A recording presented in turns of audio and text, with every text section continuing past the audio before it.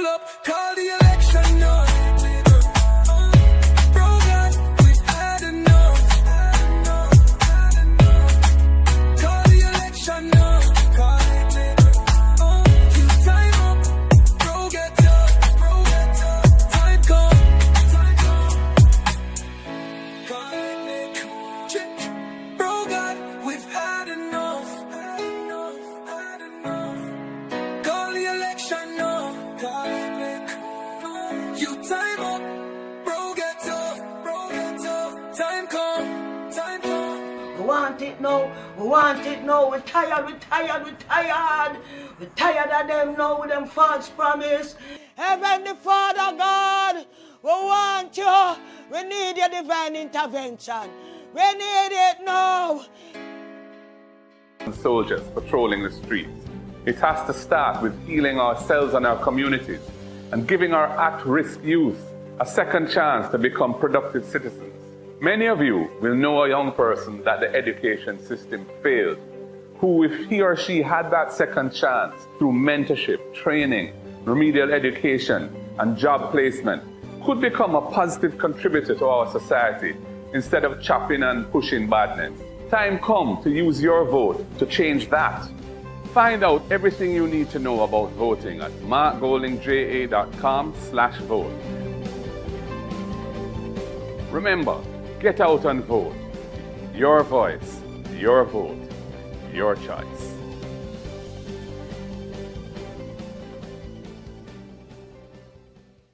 Domestic violence is higher than ever. Violent crime is fed by a general lack of moral norms, discipline, and behavioral standards in this society. We must address this. Time come to establish legislation with effective mechanisms and remedies to protect survivors. Time come to implement support centers in every parish to provide safe havens for the survivors of domestic violence and sexual assaults. Your vote matters. Jamaican people want better. Education. Education is the best antidote to poverty, passing from this generation to the next. Your vote can help to make tertiary education more accessible to everyone. Your vote can help eliminate the requirement of a guarantor for students to access a student loan. It can help to cap student loan payments at a manageable percentage of your actual income so that the state, not you, the student, bears the risks of low pay or unemployment. And if you lose your job and you're unemployed, we will suspend loan payments and tack them to the back end of your loan without any penalties. That's what your vote can do. Find out everything you need to know about voting at markgoldingja.com/vote. Remember to be here this afternoon and in this session. For those of us who are able to stand, please stand for the playing of the national anthem.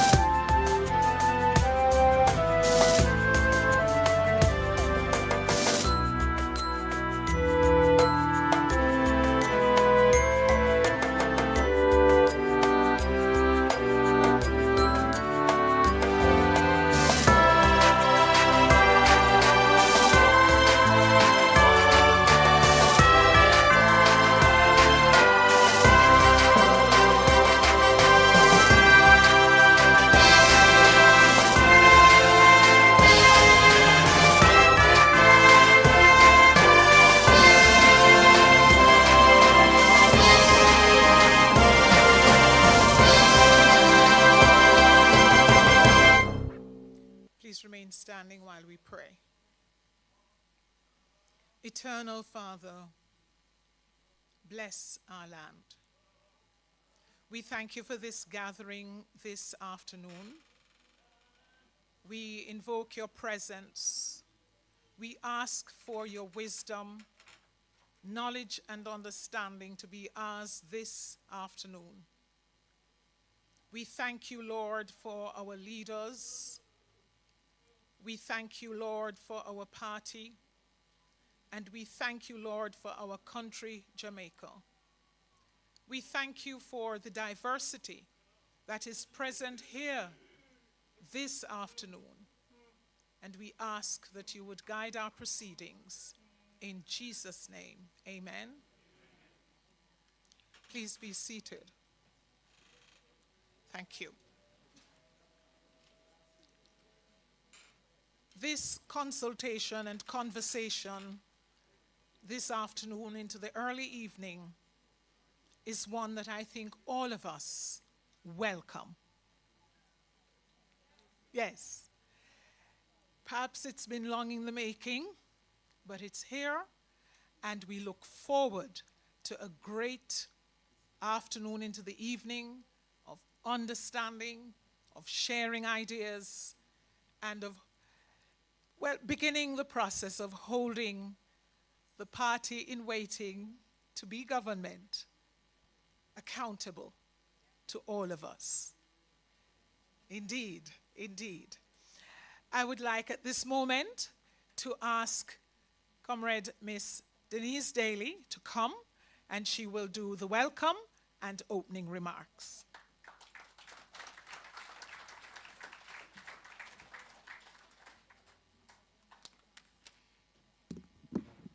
Good evening, everyone.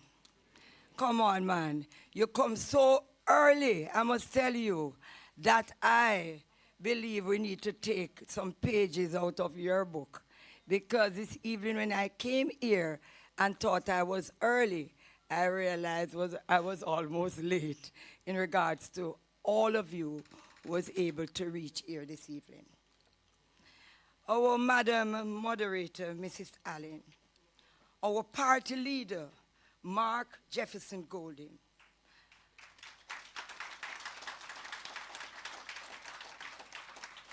all of my colleagues here, spokespersons, who you will be hearing from in a very short while. Ladies and gentlemen, good evening again. It is my pleasure to welcome you to this important and timely forum on promoting inclusion and empowerment for persons with disabilities. I am very honored to be opening this significant discussion, which brings together individuals with disabilities, organizations, and stakeholders to share views, your knowledge, and to get some answers here this evening. As we gather here today, let us acknowledge the valuable contribution and the potential of persons with disabilities, recognizing that disability is a natural part of human diversity. Our goal is to foster a more inclusive and accessible society where everyone has an equal opportunities to participate and to succeed. Over the course of this forum, we will explore key issues, challenges, and successes in promoting disabilities' rights, inclusion, and empowerment. I am certain that we will hear from experts, the shadow spokespersons, advocates with and without portfolios, and without disabilities, and other stakeholders today. I look forward to our discussion and the opportunities that will arise from this forum. God bless you.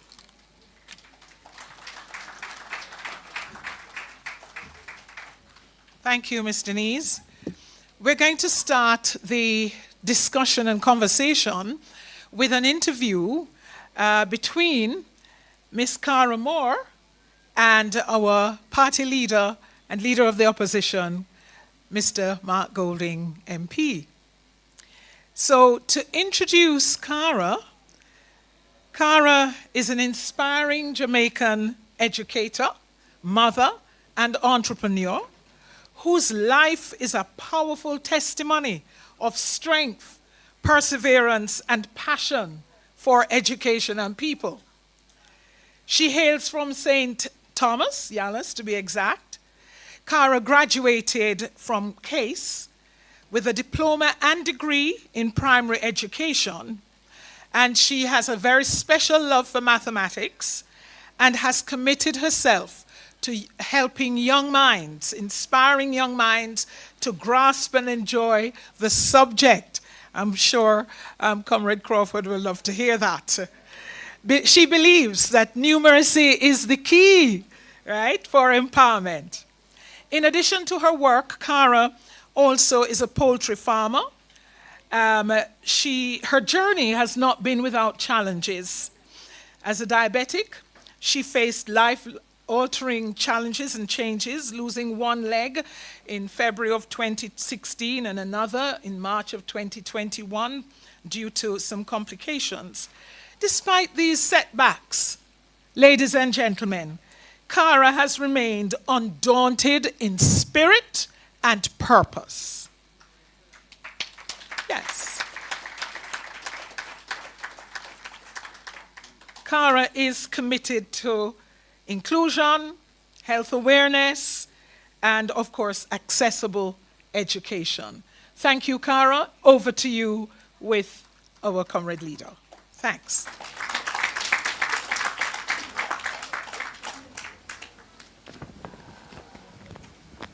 Okay, Mr. Mark Golding, opposition leader of the PNP party, otherwise known as People's National Party. How are you doing this evening, sir? I'm doing well. Just make sure the mic working for me. Check. I don't know if love with the bad man. Sarah, let me see if I can.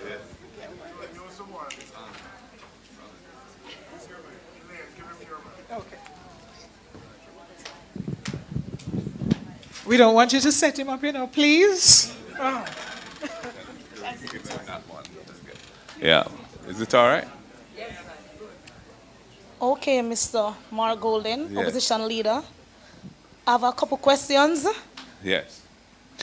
Sure, but I just wanted, before we get into that, just to say what a pleasure it is to be here this afternoon with you, Cara, somebody Thank who you is very an much, sir. inspiration in terms of your determination to move forward with your life, having gone through those things that were referred to, and still facing challenges, as you and I were just discussing, but stepping forward in education. Soon to be at the high school in my The constituency. one and only Charlie Smith High School. Yeah. And a poultry farmer. Definitely, that Yeah. will not go. Yeah. And I have some old friends here as well. A few people who I've known from I was a little wee tot, a little lad. Sylvia and others, big up. And people from my constituency as well, from South St. Andrew. And it's always a pleasure to be around persons from the great constituency of South St. Andrew. Over to you, Cara. Okay, just a word from my disability friends. Trust me, just keep on shining. We are special. Never let no one tell you that you're not special. Trust me, you're special. You're here for a purpose. And listen, we're going to use our circumstances to make all of us proud. We're going to move on. Trust me, it's been rough. But guess what? I use my circumstances to build myself and motivate others.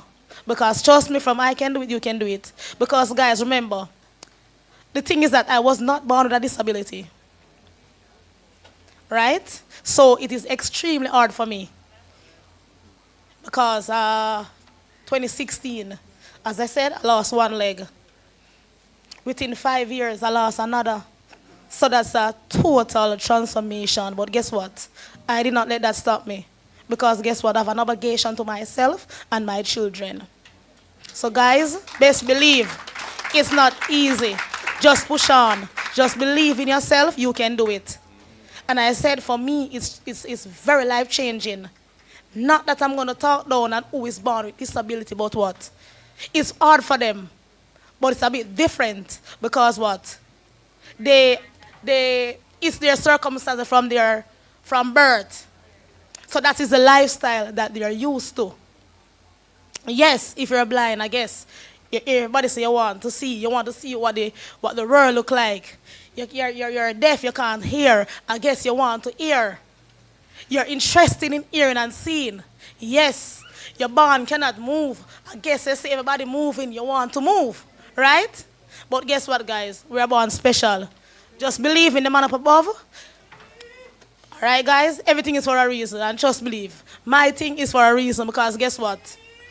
Before I lose my leg, I have left college and I said I was finished with teaching. But I'm not going to bother with teaching. And, you know, even when I lost the first leg, I say, you know what, I'm going to hustle. Can't manage the classroom, but guess what? Big up to Miss Monique Oates and Sherry's Brown Cottrell. They're the one who called me and said, Cara, come on, come back to school. Come. And I went. And glory be to God, I am here today. I have gained employment at the Charlie Smith High School. Just believe. It's not, don't believe it's easy, because it's not. Trust me. There are days that I don't want to get up, because guess what? The stairs at the school, there are stairs. But guess what? I have loving batchmates, I have loving lecturers. Trust me. Without the support was great. Trust me, emotional support, the physical support, financial support, it was great. Because trust me, without those put together, even the psychological support, if you don't have psychological support, emotional support, physical support, maybe you're going to break. But you know, I'm tough. I'm not going to break. Thank you very much. Mr. Golding, you know. All right. First question, Mr. Golding. Many Jamaicans are unaware the PNP's legacy in disability advocacy. Can you share with us some of the things which the PNP has done that directly impact persons with disabilities? Thank you for that question. Well, I am really a Jamaican by birth because of this whole thing, because my dad came here in 1953 and he wasn't intending to stay in Jamaica. He had a one-year contract and he was supposed to be going, I think, to the University of Chicago where he had a post. But there was the polio epidemic and there was a Kendall train crash, and he was very involved at the request of the government of the day in responding to both of those crises. And that led to the establishment of what was originally called the Polio Center. Yes. And then became the Mona Rehab Center. Yes, that's in Papi, Mona. That's right, up there. And after my father died in 1996, the government of Jamaica, P.J. Patterson, decided to name it after him. So it's now the Sir John Golding Rehab Center. So he stayed in Jamaica really because of that. Met my mother here and, you know, had two of us, my sister and I. So, you know, I could say that it's a whole issue of persons with disabilities and so on, why I was born in Jamaica. Yeah, real Jamaican. Yeah, man. Absolutely. Now, the PNP has I would say, a proud legacy of championing the rights of persons with disabilities. First of all, in I think it was 1992, we established a national disability policy, and that was what led us eventually to signing the UN Convention, United Nations Convention for the Rights of Persons with Disabilities. And Jamaica was the first country to sign and ratify that convention. And that was under the People's National Party. Yeah. Okay. Having done that, we then proceeded to design the law that would implement the convention in Jamaica. Because when you sign a convention, it binds the country in international law, but it's not part of the local law, the domestic law. For that to happen, you have to pass a local law to implement it. And so we developed the Disabilities Act, and Senator Floyd Morris, Prof. Floyd Morris, and myself and others were very involved especially I came into it late in the day, but at a crucial stage, got it through legislation committee into Parliament, and we passed that law. I think it was 2014 we passed it. And Yes, that 2014. That created legal rights for persons with disabilities in the wide array of areas of life, from education to transportation to employment, etc., where the state and owners of property have an obligation to provide accessibility to persons with disabilities. And it also established the Disabilities Rights Tribunal, which is a legal mechanism where somebody who feels that their rights under the Disabilities Act are not being lived up to, they're being violated, they don't have to go to court to enforce those rights. They can go to the Disabilities Rights Tribunal, which is a friendlier and less expensive way of ventilating those rights. So those were two very important things that happened under the People's National Party. And also I would mention Hope Valley Experimental School was established under the PNP in the 1970s. Yeah.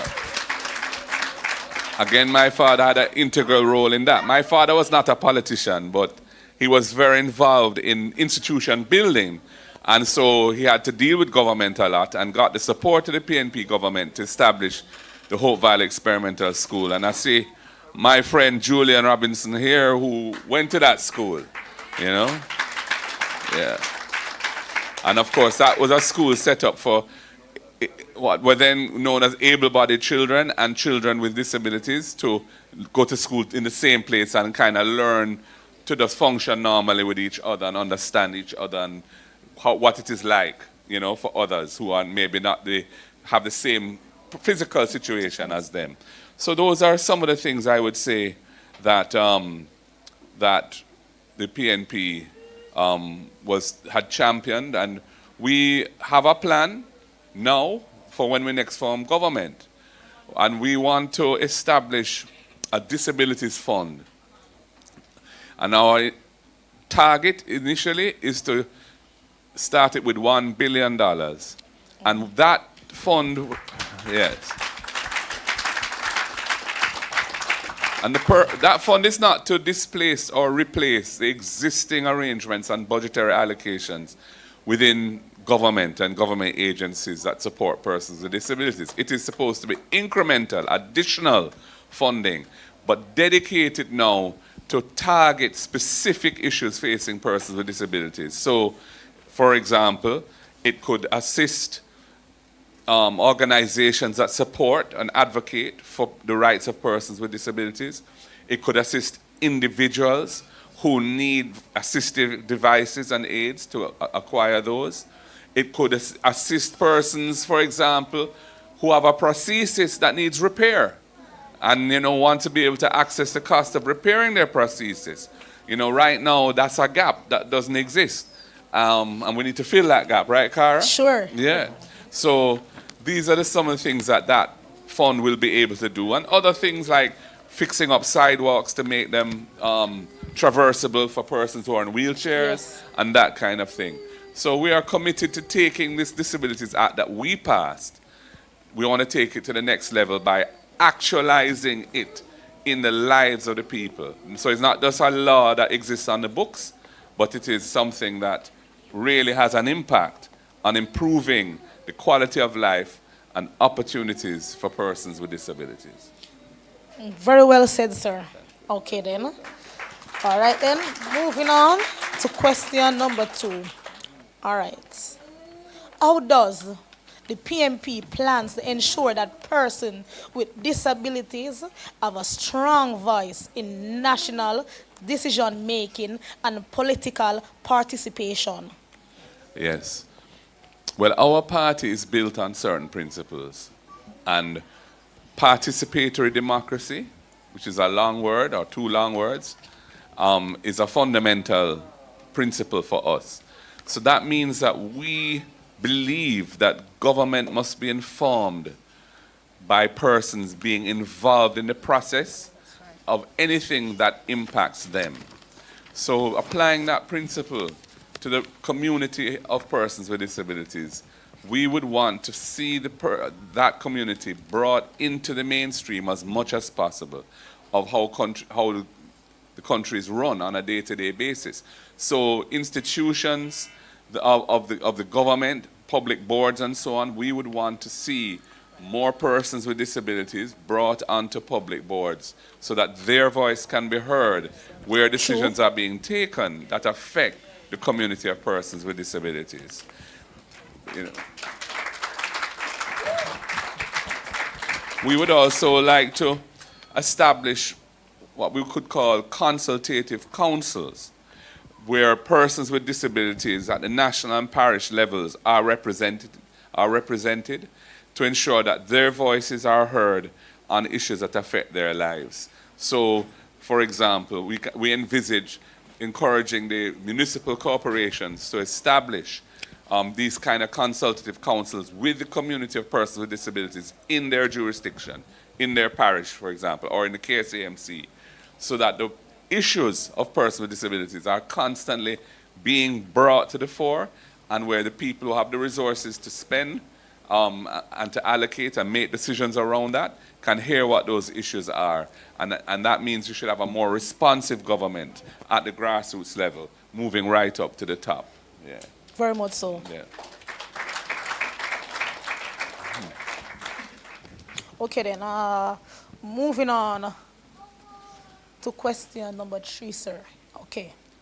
You indicated that the PMP introduced sign language in Parliament, a historic first. How has that step influenced inclusion and representation, particularly for the deaf community in Jamaica?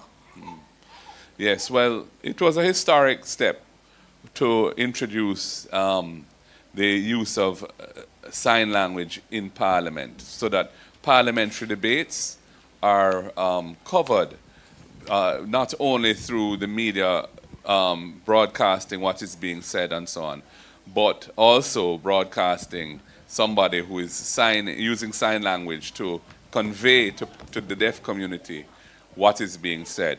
Because prior to that, it was a situation where persons who are deaf couldn't hear what was going on. They were left out. Yeah, so they weren't participating, they weren't able to engage, and a lot of these things that are being discussed in Parliament have far-reaching effects, are things that impact the lives of everyone. And so this was a very important and historic move to introduce it, and it is something which has continued to this day.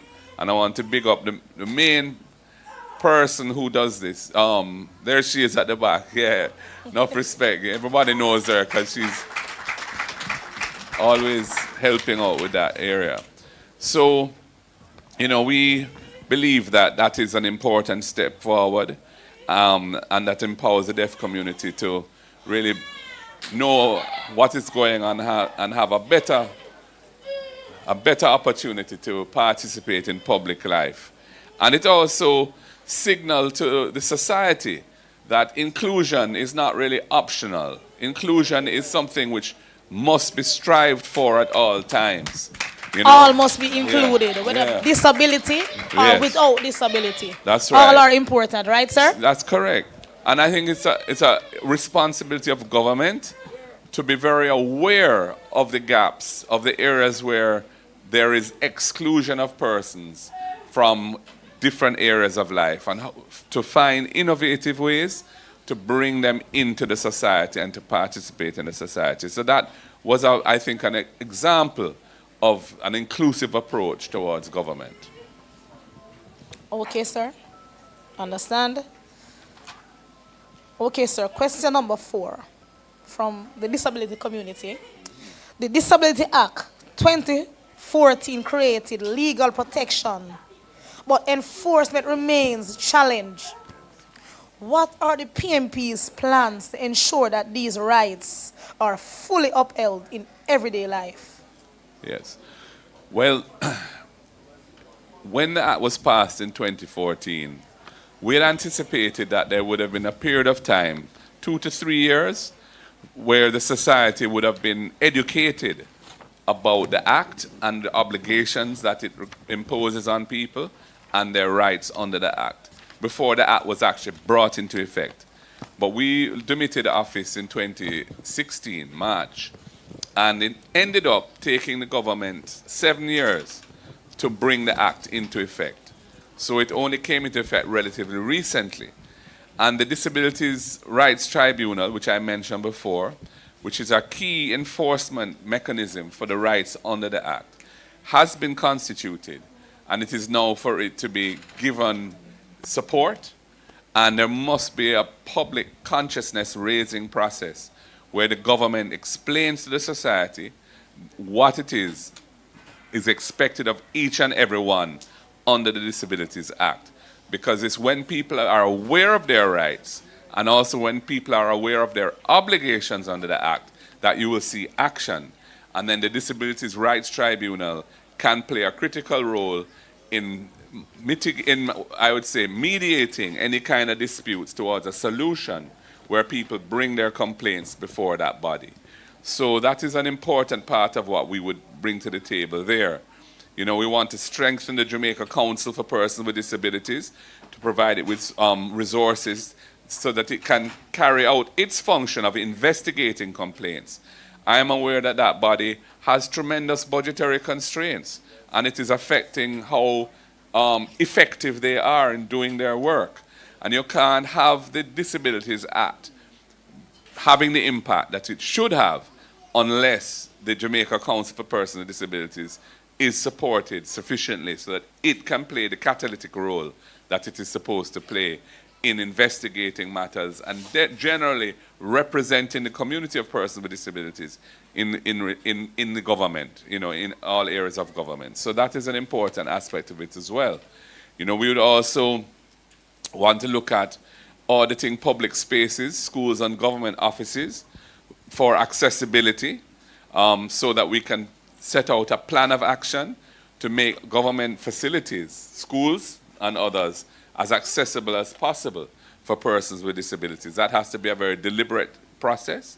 And also working with the private sector, the PSOJ and other bodies that represent business, so that they can have a good understanding of what is expected of them in their business places and in their employment practices to provide accessibility for persons with disabilities. So these are some of the things we want to do. And even, for example, looking at development approvals for the building of buildings or projects and government contracting and so on, these are areas where a proactive approach for inclusion of persons with disabilities must be brought into the thinking and into the process so that we ensure that what is built is accessible. And government contractors, you know, take into account persons with disabilities when they're tendering for government contracts, for procurement contracts, so that they can, for example, we could look at giving in the point system when you're weighing up different tenders, to the extent that they are employing persons with disabilities, they could be given extra points for that sort of thing. Yeah, so we can Extra see. points. Yeah. Want to encourage them to, you know, bring people into the workshop, into the workplace. Yeah. Okay then. Question number 5, sir. With the rising cost of healthcare, how will the PMP expand support for persons living with disabling conditions through the National Health Fund? Yeah. Well, the National Health Fund was established by the People's National Party. It's one of the institutions that we are proud of.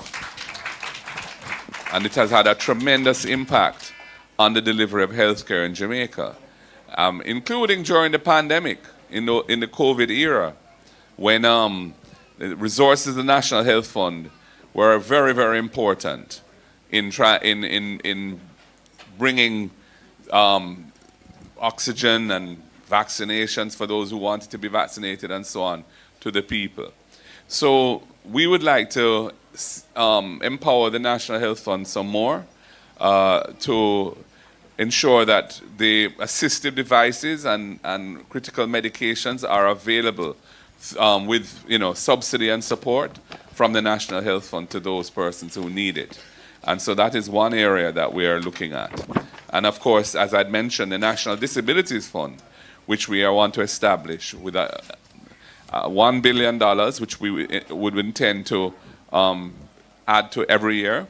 We see that as also playing a role in ensuring that persons who have disabilities and need access to health care get support where there are situations in which they need that kind of help. So these are some of the things that we're looking at doing. Yeah.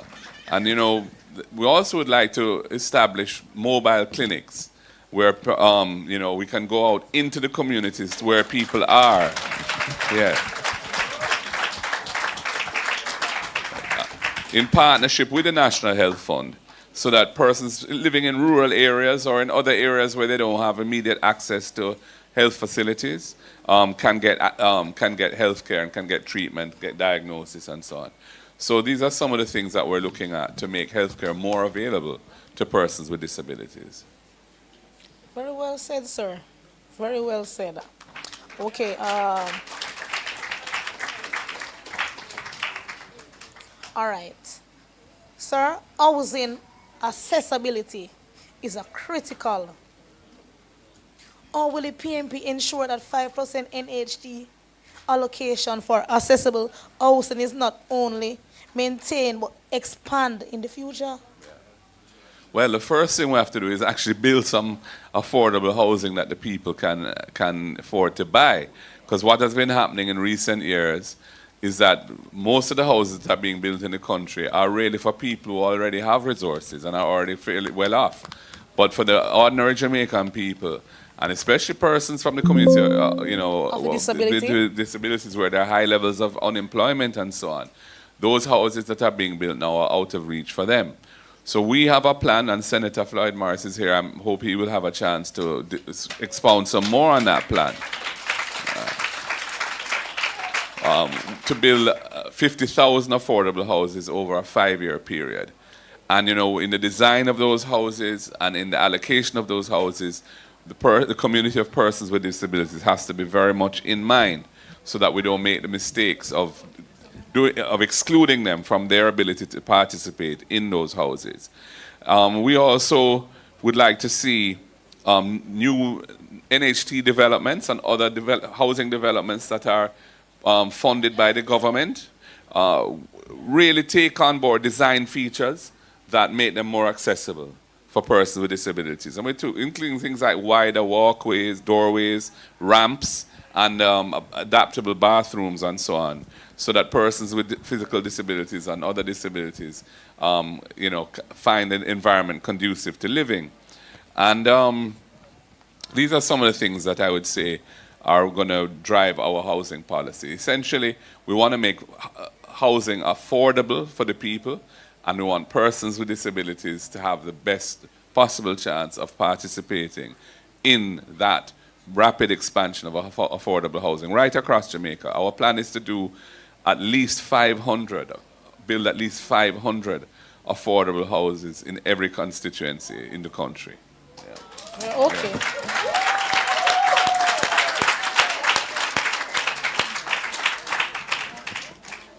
All right. Technology and e-learning are vital for inclusion. What are the PMP's plans to further mitigate digital accessibility for students with disability? Yes, well, we want to first of all remove all taxes from devices that are abuse part of learning.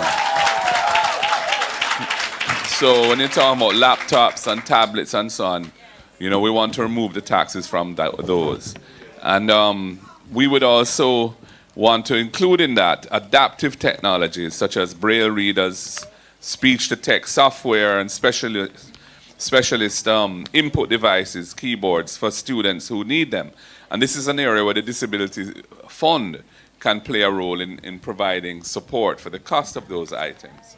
So these are some of the things that we are looking at in the area of education, because we realize that technology has a particularly critical role to play in delivering education for persons with disabilities. You know, because of the nature of their lives, technology can help to bridge some of the gaps of accessibility that they would otherwise not be able to bridge. So that's one of the things that we would want to focus on, using the resources that that fund will have. We also see a need to train our educators nationally in the effective use of digital tools that support students with disabilities. So, you know, we need to ensure that our teachers understand the technology that is there to help persons with disabilities as well. And, you know, we were also talking about supporting education institutions that, in terms of things like sign language interpretation, captioning, screen reader compatibility, and other assistive technologies, so students with various types of disabilities can learn without barriers. So we want to ensure that our education institutions are delivering learning so that persons understand those things. Well, so then, would sign language be taught in the school then? I think we need to get there, you know. I think we need to get there. I have a little granddaughter. She's only 2.5. And she is learning sign language already because she gets to watch TV where they use it to, in the children's programming. And so she's there using the sign language in a very natural way and so on. So I think it's something that we need to consider introducing to children at a very early age. I think they can even learn to use sign language before they learn to talk. Yeah, so there's a plenty of scope for that. Yeah. Very good. Yeah. Very, very good. All right. Access to employment remains a key barrier in a study complete by Professor Dr. Floyd Morris in 2025. It was noted that 91% of those interviewed stated that they were unemployed. How will the PMP strengthen the policy reserving 5% of the public sector jobs for a qualified person with disability? Yeah. Well, it's one thing to have that requirement on paper, but it's another thing to actually make it happen. And, you know, if you don't monitor and if you don't measure, it doesn't get done. So it's important that we actually audit right across the public sector to see to what extent the different ministries, departments, and agencies are actually employing persons with disabilities and how they stack up against that target of 5%. And to the extent that they are achieving it, they should be rewarded for that. And to the extent that they fall short, they should be encouraged, strongly encouraged, to look at ways that they can get close to that target. So that is part of what we need to do with having disabilities rights very much in mind. In the employment era, the public sector must lead the way and set an example so that we can ensure that as many people as possible from the community of persons with disabilities get the opportunities to work in the public sector. We're also looking at working with the Abilities Foundation and with HEART, NSTA, to expand training and job readiness programs to ensure that qualified candidates are prepared for meaningful public sector roles. So there may be some need for training of persons to get them ready to enter those roles, those employment opportunities in the public sector. And we need to ensure that the agencies that exist are encouraged and supported in delivering that training. And lastly, I would say we have to work with the private sector, the PSOJ, the Jamaica Chamber of Commerce, the Jamaica Manufacturers and Exporters Association, the Small Business Association, to make sure that they encourage their members to get on board with creating greater accessibility to, for persons with disabilities in the world of employment. and to take advantage of whatever training and other opportunities, accessibility issues and so on, that the government, through the various government agencies and the support of the funding of the Disabilities Fund, is able to provide to enable persons to come into the workplace, whether it be in the private sector or the public sector. So it really is about having a consciousness of the issues of persons with disabilities and ensuring that in every area we are mindful of their needs and the community's needs and the community's abilities and what needs to be done so their abilities can be encouraged and can flourish and can find expression in tangible ways through the world of work. Okay. Sounds good. Sounds very good. Okay, sir. Mr. Mark Golden, sir.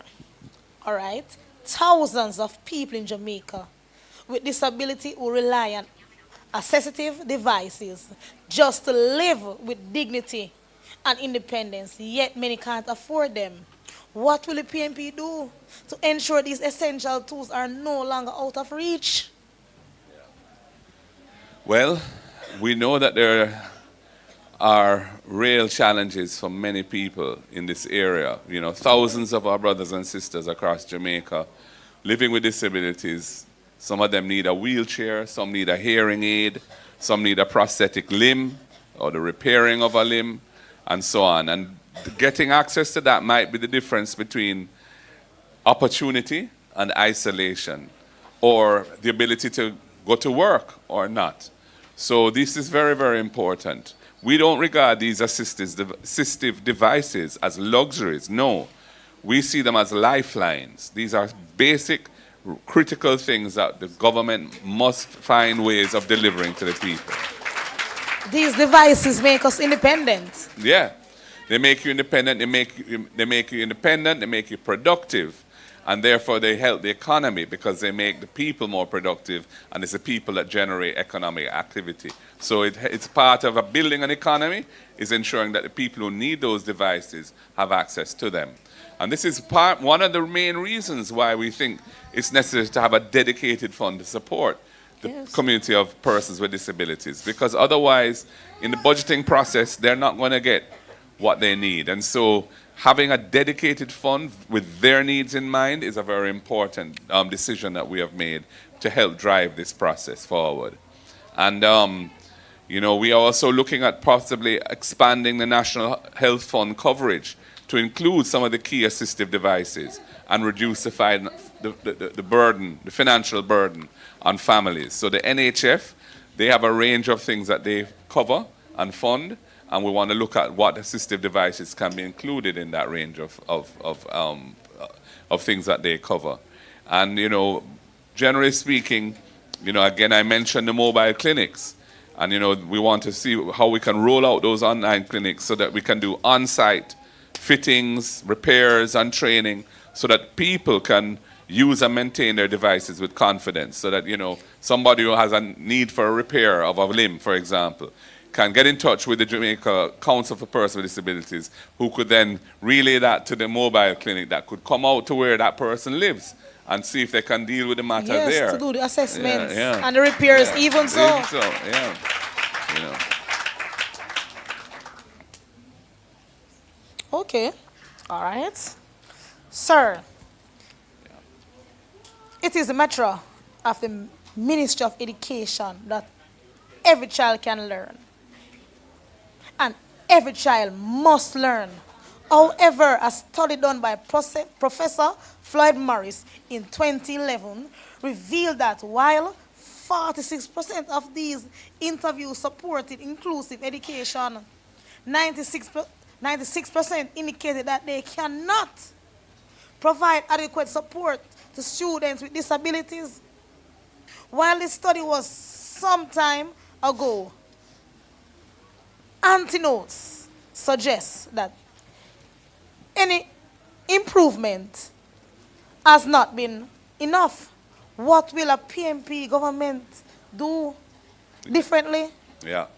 Well, we have our spokesperson for education here, and I'll give him the opportunity to speak on that matter. And when you hear from him, what I would just say to you is that we are committed to an education system which benefits all, and where special needs are identified early, and where the necessary arrangements are in place so that we can accommodate those needs as best we can, and do so in an inclusive way, rather than a way that condemns people to being, isolated from the rest of society. That is not the approach we favor. We favor approaches where persons are brought in to participate in society, and are given the necessary support so that they can do so as best as possible.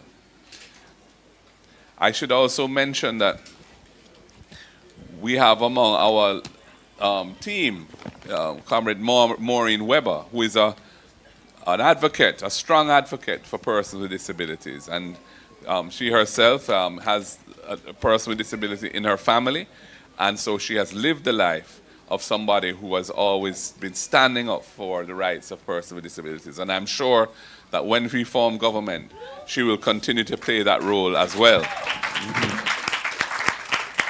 And make sure we deliver on the things that we're talking about today. Yeah. Okay, sir. A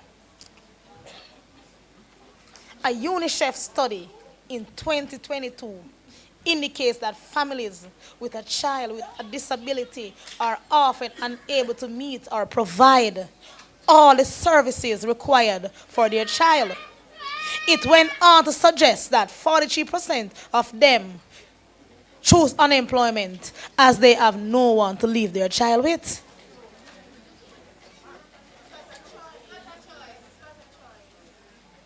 Okay, sorry.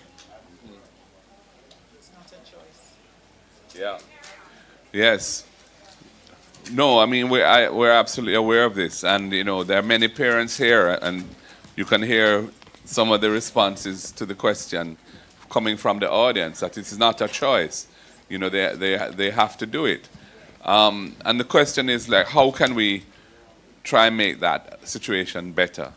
We want to work with faith-based organizations and other organizations that may be represented here to implement options that can provide some kind of assistance to parents to allow them to work while ensuring that their child or young adult is being cared for.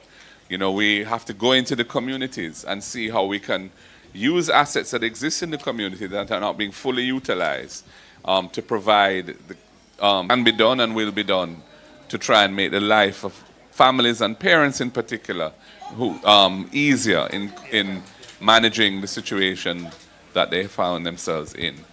So I want to thank you, Cara, for this interview and for affording me the opportunity to speak on some of these ideas. And we will talk some more in due course. Most definitely, sir. And thank you for having me today. Yes. And I guess the Disability Association, all the persons here with disability, parents who is here with their child with disability, I guess they are overwhelmed with all the good news and the plan that the PMP has for persons living with disabilities. Thank you. So I think, who's the, I think I come off the platform at this stage and then somebody else comes on. All right. I leave the microphone. Thank you. Thank you to our interviewer, and thank you, Comrade Leader. I think all of us heard the voice of a compassionate, caring, and committed leader.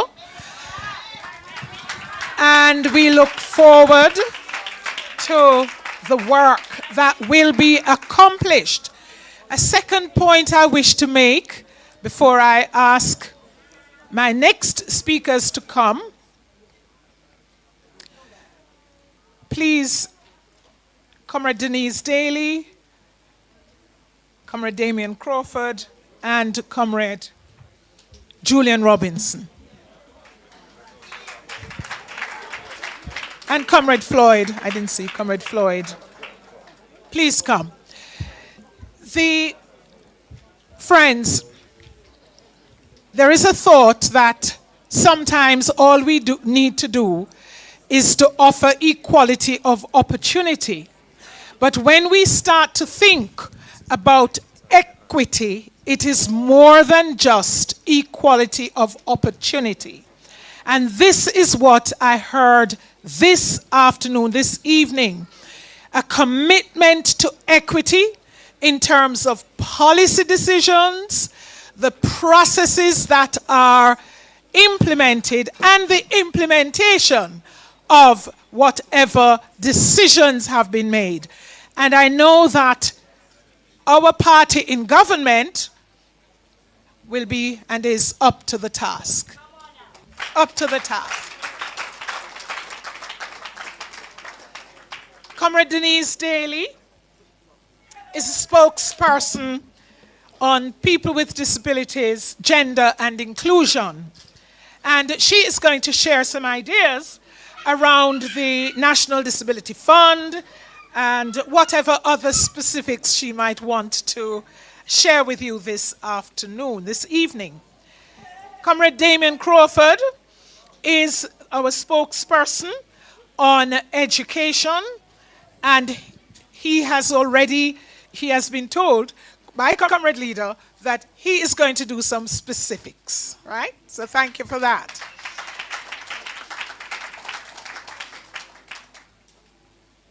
Comrade Jesse James will speak briefly on health and health services and how you can indeed engage the health service to deal with mental health issues, I understand. All right? Each of the speakers, and I'll come back and introduce Comrade Floyd, each of the speakers has about 3 to 5 minutes to make their presentations. Comrade Daly, being the spokesperson, that includes a lot more, has a little bit more time. Bear with her. Please make them welcome. Thank you. Thank you very much, Mrs. Allen, our moderator. No, be honest now. What can I say? Where can I start?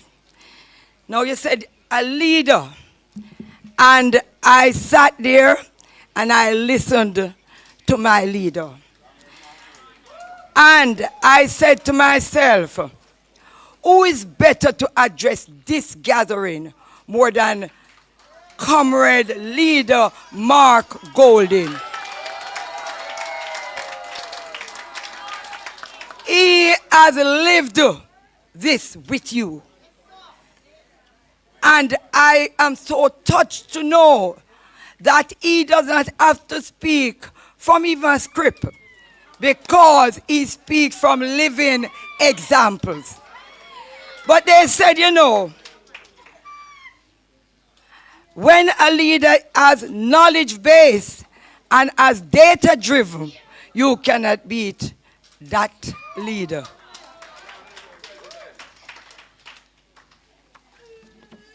Comrade Leader, I am throwing off my script, you know, but I'm going to try to be very versatile. I was asked to speak on social security and protection, and I'm certain that the Comrade Leaders already gave you a number of things that will be happening in respect to that area. I have a written speech, but I just want to share with you the 2014 Act that we need now, Comrade Floyd, that is due from February of this year to be upgraded, because there are some other things that's supposed to go in the Act, and it has to do with education as well. So we are looking forward to form that committee in order that we will be able to add some of these concerns that you have raised here today. But I want to speak a little on the banking system, because we are looking at persons with disabilities having access to go to the bank without persons have to assist them and their privacy is being exposed. So we are recommending that we look at even one per parish, bigger areas of the machines that are being used outside that it have a wheelchair access, not just a ramp, but to be able to go in and move around and to be able to have it in a way where you can access the keyboards.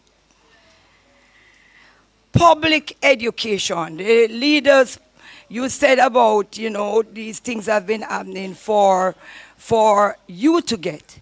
But there is no proper public education. We believe that a slot should be placed on the television every week, and it should go exclusively towards persons with disabilities, how they should access funds, and how they should be able to get help when needed. In terms of, and that was part of our recommendation, in regards to persons who have to employ persons with disabilities. We are recommending staggering work hours in order that if the accessibility is not there, when everyone is there, you will be able to go in after and carry out your job. I say this because the other day I heard a story of an engineer in the music industry. And he said that he got a master's degree and was very excited. He heard about this job opportunity and he went and get himself well dressed up and everything. And when he reached there, the person who was doing the interview looked at him and said, "Oh, you're visually impaired." Well, they didn't even say visually impaired. They said, "You're a blind man. How will you be able to manage this kind of job?" He said he turned to the interviewer and said, "I have a master's degree, so it means that I am qualified for the job." The long and short, after question and answers, he was told that he was not eligible for the job. Now, we will have to ensure that once you are qualified, you must not be disqualified because of your disability. So, our recommendation going forward is that we try to incentivize the areas in terms of persons who want to employ persons with disabilities. We might probably give them a little tax cut in order that they'll be able to take on persons with disabilities. It is not the leader's recommendation, it is coming out of a task force that we have. We are also looking at testing because a number of children are inside here today, and I am certain that it's not all of the children in here is going to a school because they lack the testing facilities. And we are recommending that we have testing in the seven regions. The educational region, Comrade Crawford, so that we'll be able to do testing even in certain schools, so that we'll be able to place these children into school. A parent told me in St. Anne, she said, "I am waiting 5 years now for my child to be tested. And if they are not tested, they cannot be placed in a school." And she said to me, the child now passed primary age and is about to pass the high school age, and still there is no testing done. The People's National Party will correct that. We are going to ensure that we develop devices in the schools and also have areas in the regions so that we will have better access to testing of persons with disabilities. We are looking also at over 65 because you have an health benefit to 65 and you don't have any pension if you don't work. we are making recommendation that if you could not be employed because of your disabilities, after 65, that there's a way in which you will be able to get a pension. We have a number of things that we would want to discuss here this evening, but time will not permit me to do so. But one thing I must tell you is that there is no other government right now that believes in disabilities like the People's National Party.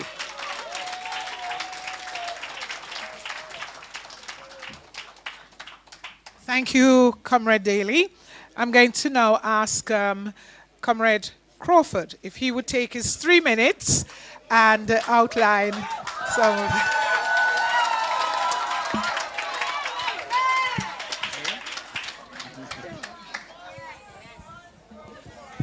Thank you very much. Comrade Leader, ladies and gentlemen, Madam Lovanana, Madam Moderator. When it comes to education, there are 3 segments of conversation that must be had. The one that is most noticed is the child or children with disabilities. However, one must also consider children with parents with disabilities, and one must also consider the circumstances that a child may face when they develop disabilities while they were not necessarily born with a disability. I start with the children with parents that have a disability, because that has many impact, for example, on early access to education. Because of the transport impact, you will find that many persons with the need to assist their child to school, having disability, in particular physical disabilities, don't have that ease of access to taking that child to school. It has often led, therefore, to the child being delayed in early exposure and by extension often underperforming, though they themselves have no disability. The leader spoke to the reality that some parents with children with disability find it difficult to re-enter into the work world. And that difficulty calls for affording a reasonable life, a reasonable living standard to be difficult. It has caused for malnourishment among children. It has caused for other impacts such as limited attendance to school. And therefore, we must engage these parents and seek to find what we call home employment or home business opportunities, so that those children born without a disability don't over time develop inadequacies due to the inability to afford the necessities of nutrition, medicine, and natural health care, which have come with a cost.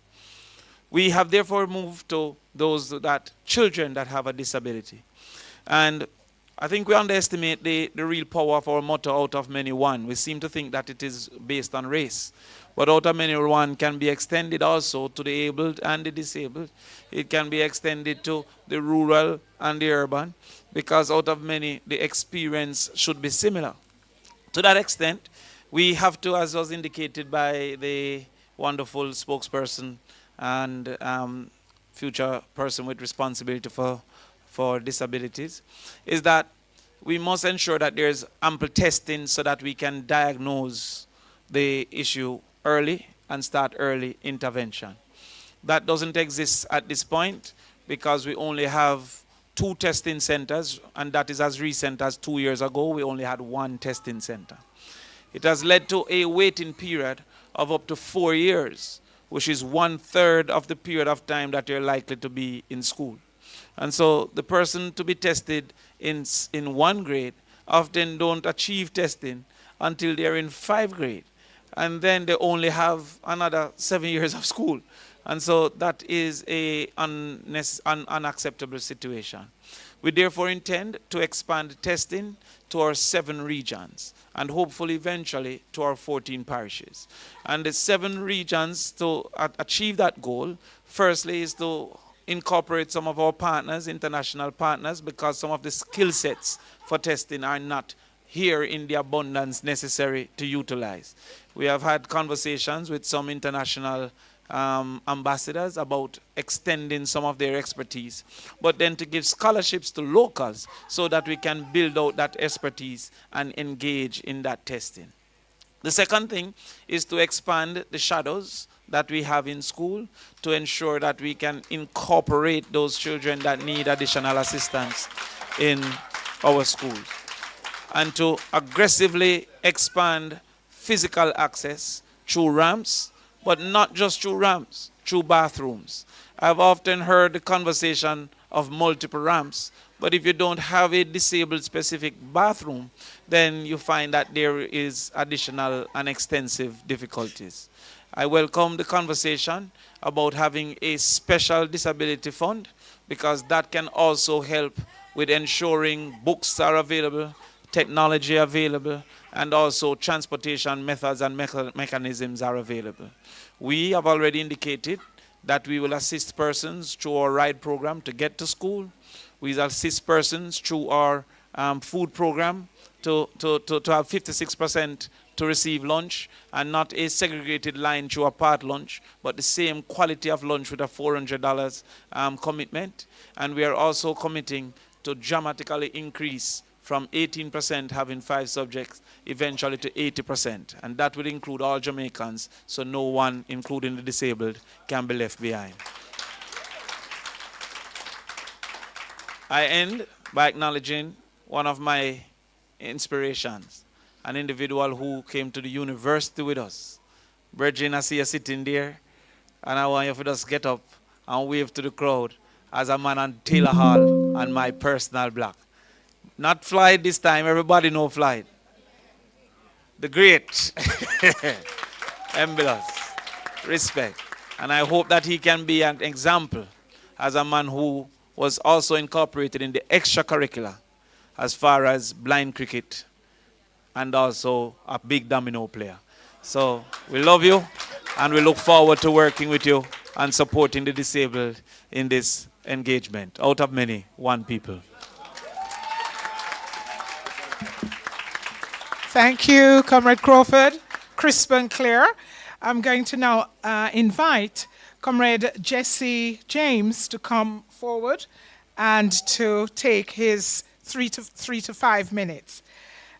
Immediately after him, Comrade Julian Robinson, I beg your pardon, Comrade Floyd Morris, whom I did not introduce, will speak, and then Comrade Julian Robinson. Thank you.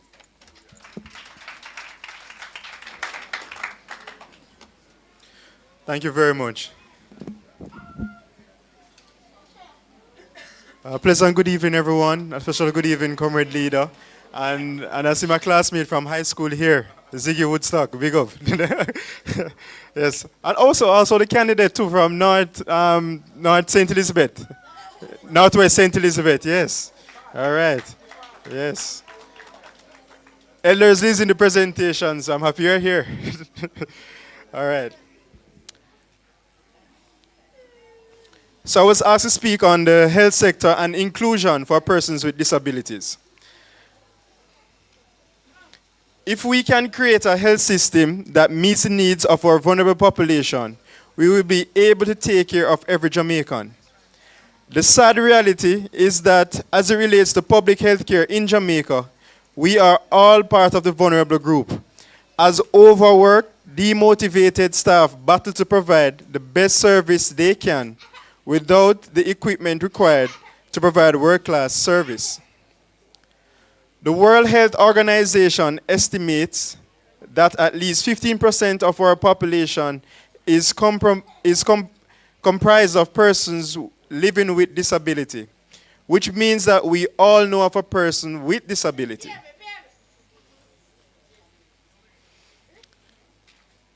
Some persons are born with a disability. For example, person with hearing disability. Some develop a disability over time. For example, due to aging, or for conditions, for example, like arthritis, or from complications from non-communicable diseases, as you heard earlier. Violence is also another factor that can cause somebody to become disabled. And others due to accidents, for example, motor vehicle accidents or infectious diseases. While the Disabilities Act was a step in the right direction, more must be done to ensure that our healthcare facilities are friendly to the disabled community. And I just want to give an example. It's not a healthcare facility, but if you look at most of the EOJ offices, especially here in the corporate area, they're on a plaza upstairs. And there are no elevators, there are no ramps, nothing like that to accommodate persons with disabilities. So that is also an example. So the government or government facilities, you have to start by setting the example, by adhering to the act and live it out in our society. Accessibility to healthcare should not be the only thing considered as we focus on the presence of ramps, rails, and elevators, but must include the access to healthcare by having staff trained to interact with persons from this community and specialized equipment, including the suitability of transportation use. Most medical services could also be delivered at their homes, which might be more practical in many cases. And this speaks to mobile healthcare, which you heard Patty just spoke about earlier. And mobile healthcare is something that I believe we should have right across the board because it's the best way to pick up and to do that early screening that you will need.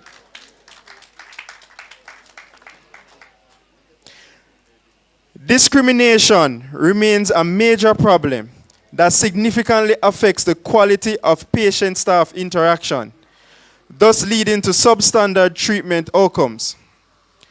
A discrimination faced is further compounded when persons who become disabled due to illness are abandoned at hospitals by family members, which also causes a reduction in available bed spaces for new patients. And this is actually a major problem that we're having, especially in some of our hospitals in western side of Jamaica and so on, because, and the reality, as you'll hear said later on, the financial situation is also a part of the reason to why persons are also abandoned at the hospitals, because they can't afford to take care of persons with disabilities, so they believe that they'll get better care by leaving them in the hospital. And that is also a part of the reason. So not all persons are abandoned because persons just no longer think that they are important. But sometimes it's because of the harsh economic environment that that is a reality for many of our people.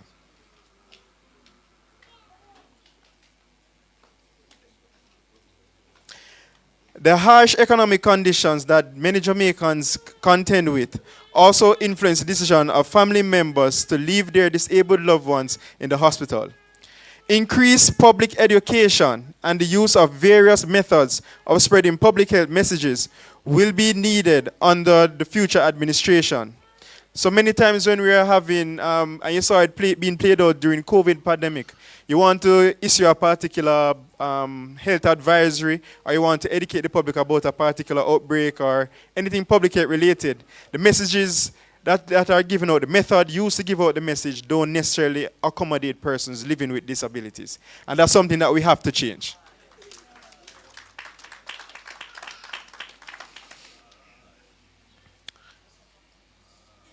The mental health unit has a menu of services that are offered to adults and children. However, this unit is severely underfunded and is unable to meet the growing demand for the services. For example, the crisis team here in Kingston and St. Andrew uses workers from the same team that works during the day to respond to distress calls after work hours. If you report, so what you have happening, members from the team that work in the day, they do extra hours or sessions in the evening or in the nights to go and pick up persons who are reported who need that assistance from the team to pick them up, to bring them to a facility for them to, whether it's to get treatment or medication or whatever it is. Which is a problem because the team is already very small, they're already tired from working in the day, and they can't cover the amount of persons that are on the list. So I had a case in my division where I had somebody that I reported. And one, if you make the report like on a weekend, you find if you call the police, they are the 911 number, they're going to tell you that they are not trained to deal with persons with disabilities. So they're going to tell you to call Bellevue. Bellevue is going to tell you that they're at capacity. And they I must call the crisis center, which is at Rinward Road. And you're going to call that number, and it's going to ring without any answer. And the last time I checked, they didn't even have a landline in the mental health unit. It was a CUG cell phone that they were using, which is not appropriate for conditions like that. So what we want is to have police officers assigned to the mental unit who are so trained, so that when you make that call, they can just respond as a team together.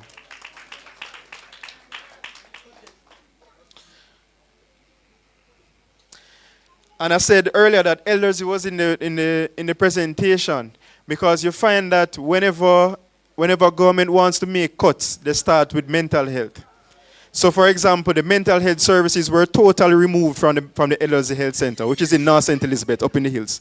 So that community no longer have access to that service. And you see it being played out. And we have it being played out here in the community towards in Kingston and St. Andrew, where you have persons, you see them on the road, you see that they interfere with the garbage, they get in confrontations with persons, because not everybody know how to deal with persons from the community. So we want to ensure that all the health centers, persons have access through the health centers to the different services. And just to close, there is one other issue that I wanted to mention, is that while it's not just for it's not just for persons living with disability, it's for everyone who has to interact with the health system, particularly at the hospitals. Over and over, you see it on the news where persons come out and they complain about the service that they receive at a hospital, especially when they have a case where a loved one died. And most times, these persons don't have the resources to press the matter to investigate it properly. I personally believe something that we should consider looking into. Having an independent body where you don't have the same hospital investigating themselves or the same region leading the investigation, but an independent body with persons who have the expertise in both investigation and also the medical background to do an independent investigation and to then say, this is what cause of death, and these are the persons who were negligible. And also you need on the other side to protect healthcare workers too, because sometimes patients exaggerate and say things that don't necessarily go like that. But we need the truth and an independent body to deal with that. These problems are complex problems, and are problems you expect to just fix overnight, but you have an administration that is committed to working to see how best we can address these needs, so that by the time we are back here again, in some years from now, looking back or making suggestions going forward, we have gone a long way down the wicket. Thank you very much. Thank you very much, Councillor.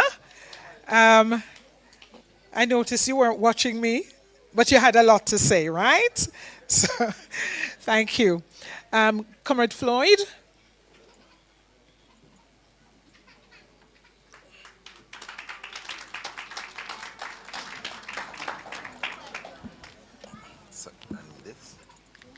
Yes.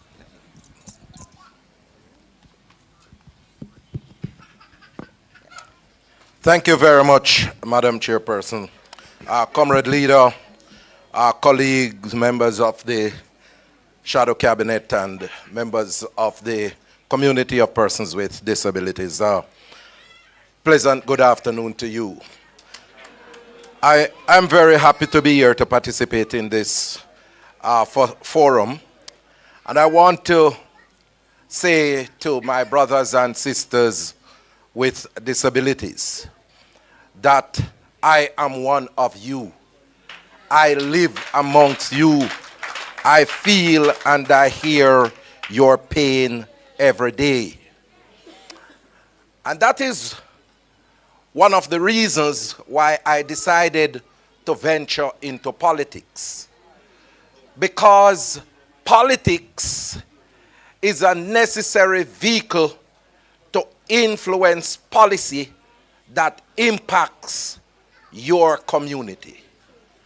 And so I have chosen the People's National Party because it best aligns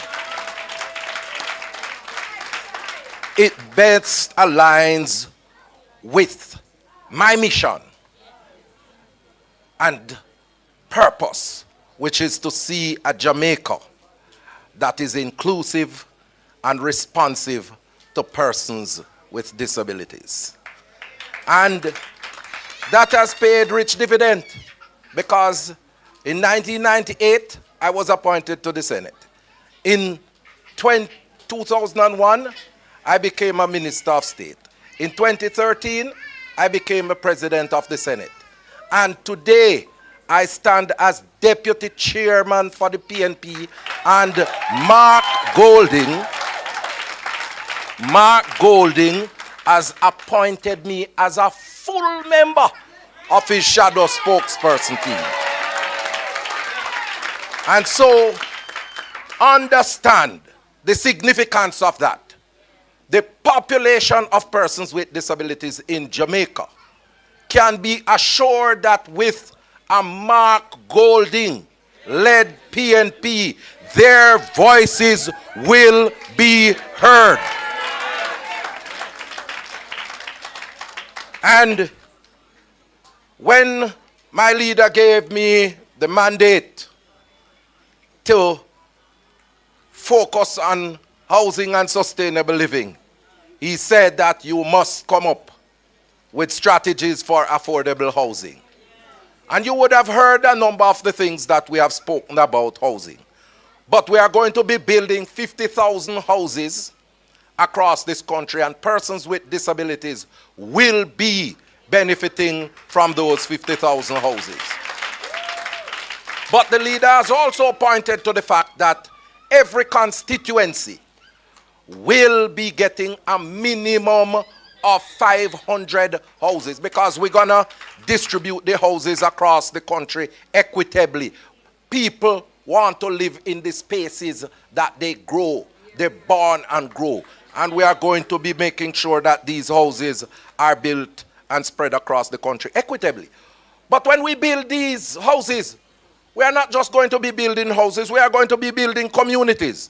We are going to be making sure that the facilities and the amenities around the communities are accessible for persons with disabilities. So when we're building out the sidewalk, those sidewalks must be accessible for persons who are wheelchair users. No two ways about that. And we are going to be ensuring that in our monitoring mechanism that is included. I also want to say, when we developed the National Disability Fund, it was grounded in research and experience with persons with disabilities. And that is why all of those issues that the leader and Comrade Denise Daly has articulated will be included.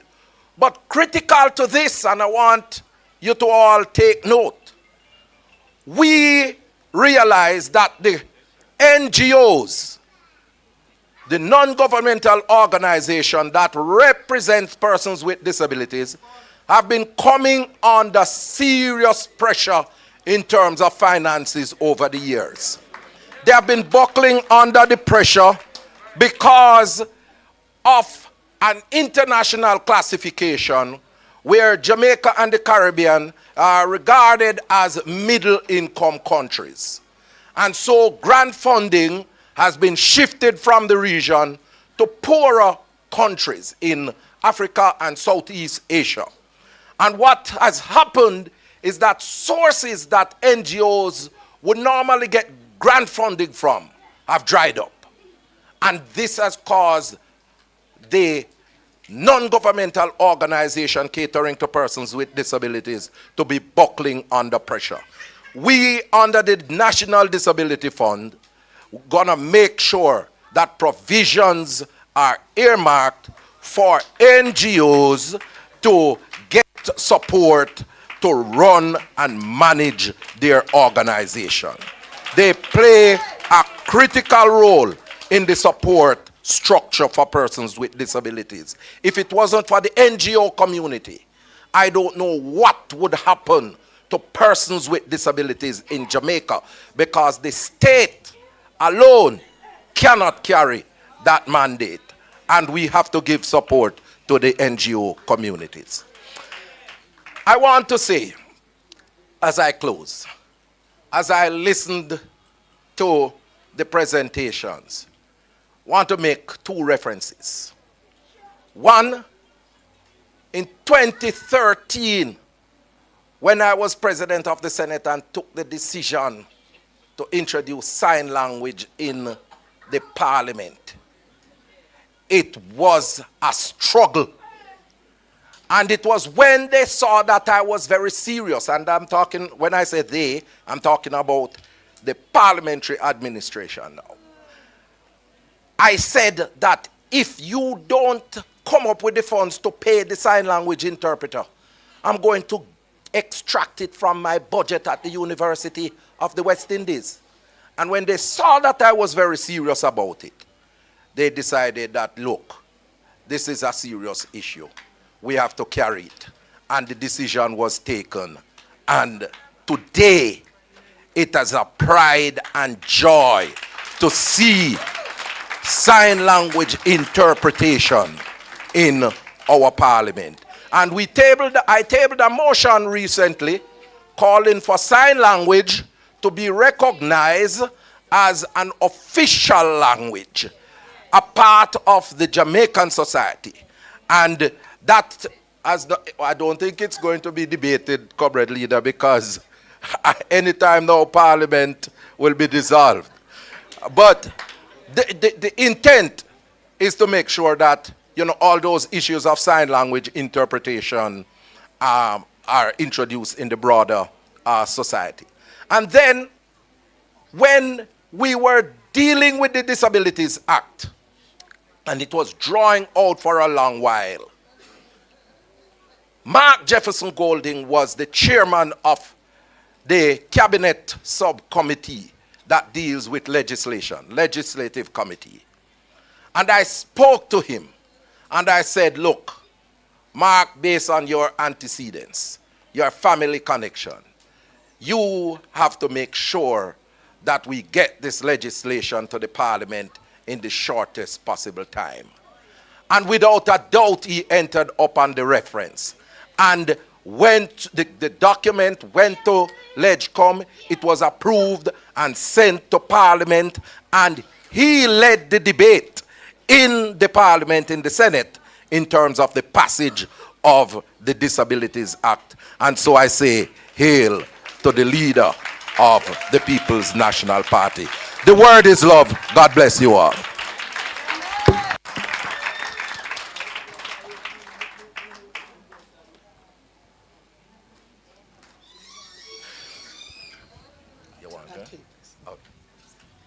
Thank you very much, Comrade Floyd. Comrade Julian Robinson, yours will be the task to come up with some funding mechanisms. Thank you very much, Elaine. Let me acknowledge the party leader, my colleagues, the members of the disabled community, and I have members of my own constituency who are represented here. Hail to you for being here. I suppose my job is to ensure that everything that has been said gets funded, right? And I want to start by Mark mentioned my own orientation at Hope Valley. So I went to Hope Valley when I was 4 years old in 1976, and I spent 7 years there until I did my common entrance and went to Campion after. But I would say, and I have to thank my father, because we actually started at a little prep school on this road called Williams Prep. And my father made a decision to move us to Hope Valley. And the persons, and maybe I haven't seen as many persons in one sitting in one room, but for us, it became the norm because we were in classrooms with differently abled persons. We developed friendships with differently abled persons. We went to the swimming pool, we went on the track, we went down to Hope River, we went to pick Cooley Plum. So the 7 years that I spent at Hope Valley, I would say, are probably responsible for why I'm in politics. Because the exposure to Damien said out of many one people, but the exposure to differently able people is what I think developed my social consciousness and why I chose to do what I do. So, having Mark at the helm of the government, you've heard the commitment from all of our speakers. You have heard Floyd's own journey and story and the height to which he has reached. He's not the spokesman on the disabled community. He's a spokesman on housing. And that was consciously done by the party leader because you don't want people to view Floyd as just dealing with a particular subject area. So how are we going to make this happen? We have a tight budget, I'll say that. But within the budget for the ministries, agencies, and departments, we have to ensure that a larger share is reserved for persons who are disabled. So I'm not going to tell you that we're going to find a bag of money overnight. No. But our commitment, and it will be a journey because raising the consciousness of the need to do this is not easy. It's not immediately front of center for everybody. But what we will ensure is that we increase the share that is reserved for the disabled community. That we ensure that entities like the Jamaica JBDC and DBJ, who provide support, who provide funding, technical assistance, grants, that they increase that support to persons from the disabled community. Because we recognize the significant challenges that exist for you. For those who have children, and I like the correction, people don't choose not to work. They don't have a choice in those scenarios. So we have to support you. We have to look at, for example, we have social pension, and how can we expand, for example, the social pension for persons from the disabled community. So the commitment that you will have from me when we get to the point of being in government is that we will ensure that this becomes a bigger priority and that the monies that are available within our ministries, agencies, and departments, that a greater share is reserved for this community. And you have my personal commitment on that as somebody whose life has been shaped by my own experiences. The 7 years that I spent at Hope Valley, which in my view has developed that consciousness that has enabled me to serve in the way that I do. So I want to thank Maureen and the organizers for putting this session together. And I can tell you, if there's nobody else who will hold us accountable, Maureen is going to ensure that anything we say here, that we deliver on. And you have our commitment as a community that you will be a priority under People's National Party government. Thank you very much.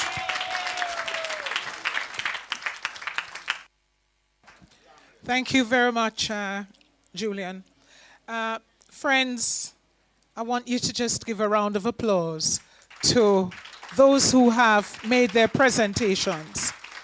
We know that you've been sitting and, for quite a while, but we do want to hear from you, so we're going to ask you to prepare to ask a few questions.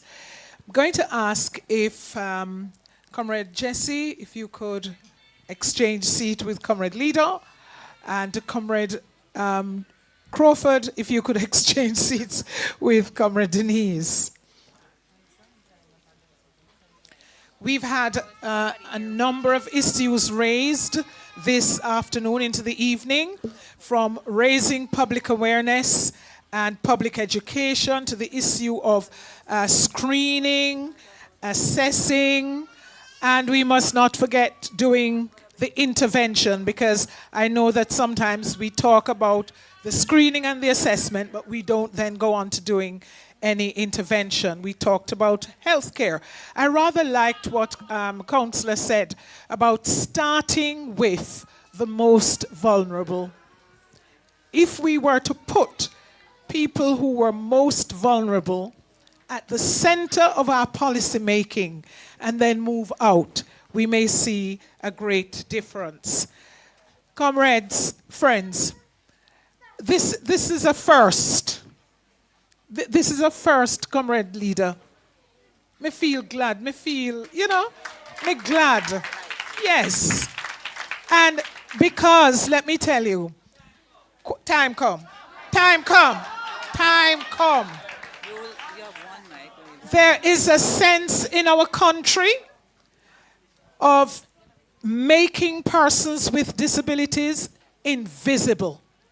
Today, you are visible. You're not behind a screen.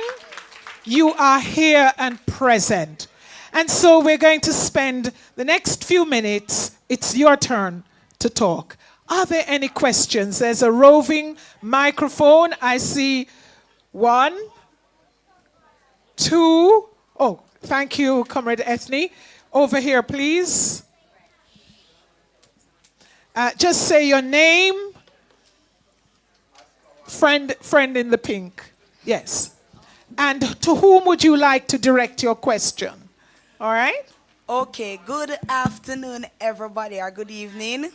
This is Camille Wellham, yes, the peanut lady. Anyway. My concern is to the panel. We are speaking about persons with disabilities re-employment, and my greatest eyesore, you stop the gap at age 35 for both public sector, and I know that you are not in control of the private sector, but I know some of you may have ties and links to the private sector. Anyhow, I am over 35. I have been self-employed from I know myself being an adult. We as persons with disability over 35, if it even means that in the private sector, for an example, places who employed, I don't know if it's janitors you call them now. It's janitors, I know them, but the fancy name, I don't know it.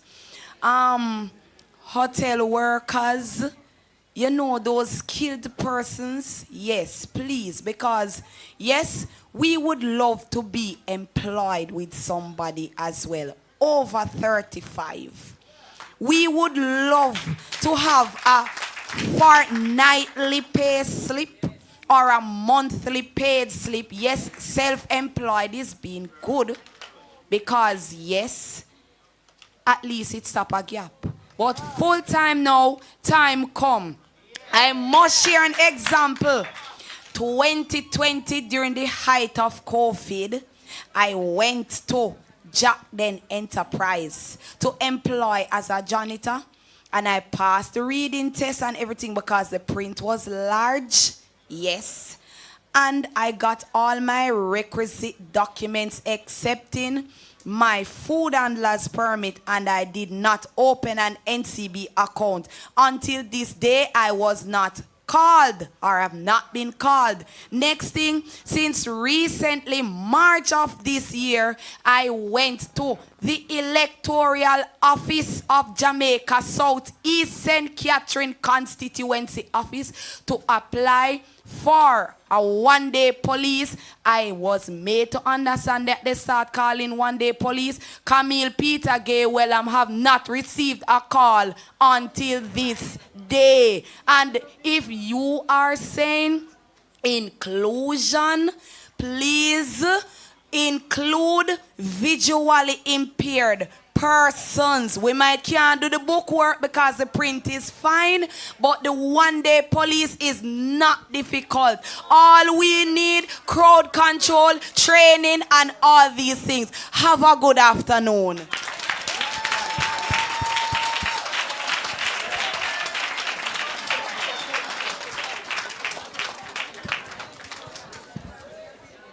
Thank you.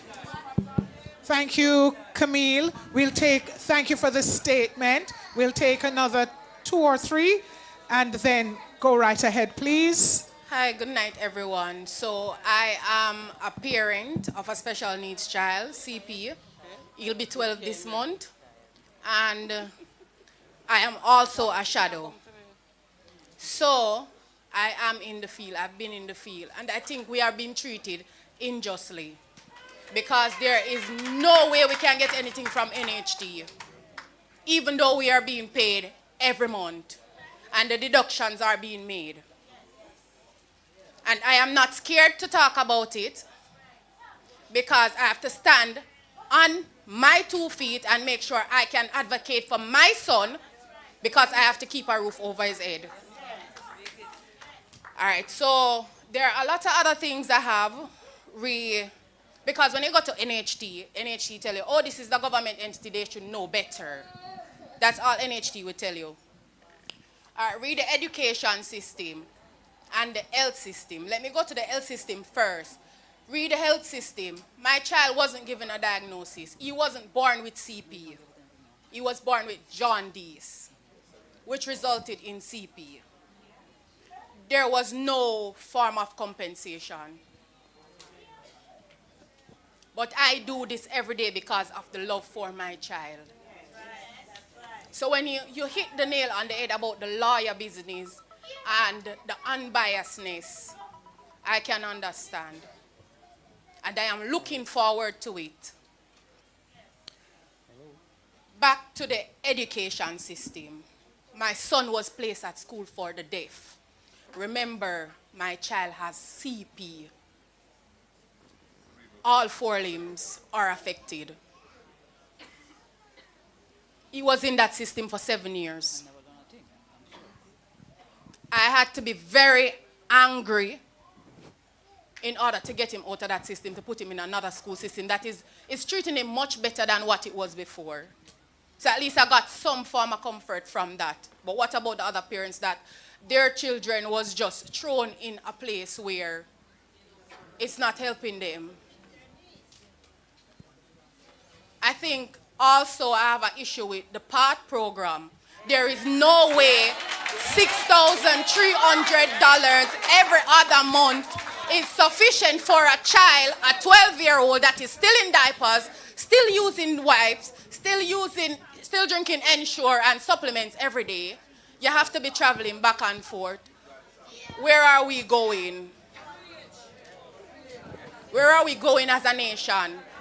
If we don't care for the vulnerable and the elderly of this society, where are we going as a nation? I am here standing up for Jaden McIntosh. I am not here for Trudy. So, and I'm sure many other parents are here feeling the burn and the burden. I am in a home where I wish to acquire and I cannot do it because NHT cannot give me anything because I am ineligible. And yet still I'm being told that there is something for people that is being paid under minimum wage. Go to NHT, there's nothing there. Go on the website, there's nothing there.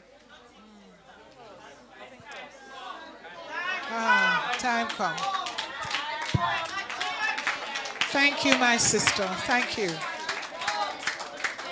Thank you. Trudy, let me just say, I will, after I'll get your information, because I want to find out more about the NHT specific issue, and I will take it up with somebody at NHT. So I'll speak to you after about that.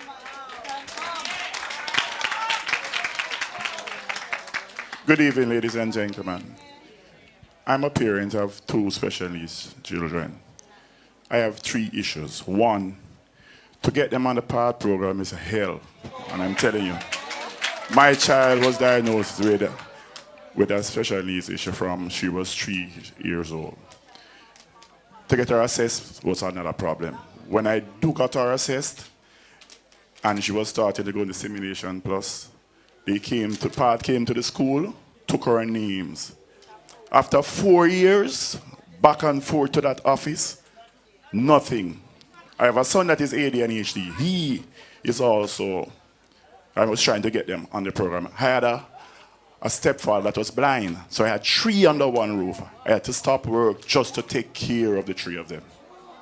You understand? I've been fighting, even now, to send them back to school. My son is not going to special abilities in Constant Spring. My child is going to... Could somebody just... Yeah, thank you, Maureen. Thanks. And I'm not working, but I'm trying my best to send them back. Yes. It's very difficult for me. Yeah. I have been to Park more than 7 times. And they keep turning me down. I keep on asking them, why is it that I have 3 disabled persons in my home? My Thank you. My in-law died last year. All after right, 8 years of trying to get help. Let's hear. I'm about to lose my house because I'm not working. There's nothing I can do. I'm just tired. Yes. I'm just tired. Hey! These. Right now, I'm fighting to send my kids back to school. I do a little jerk chicken thing. I do a little drive. I do everything trying to send them. In February, I have not been working. I had a stroke because it's all on me. And I'm still fighting to send them back to school. I just don't know what to do, but I need help. I need help. I cannot do this all alone. I'm tired. Thank you. Can you, Maureen?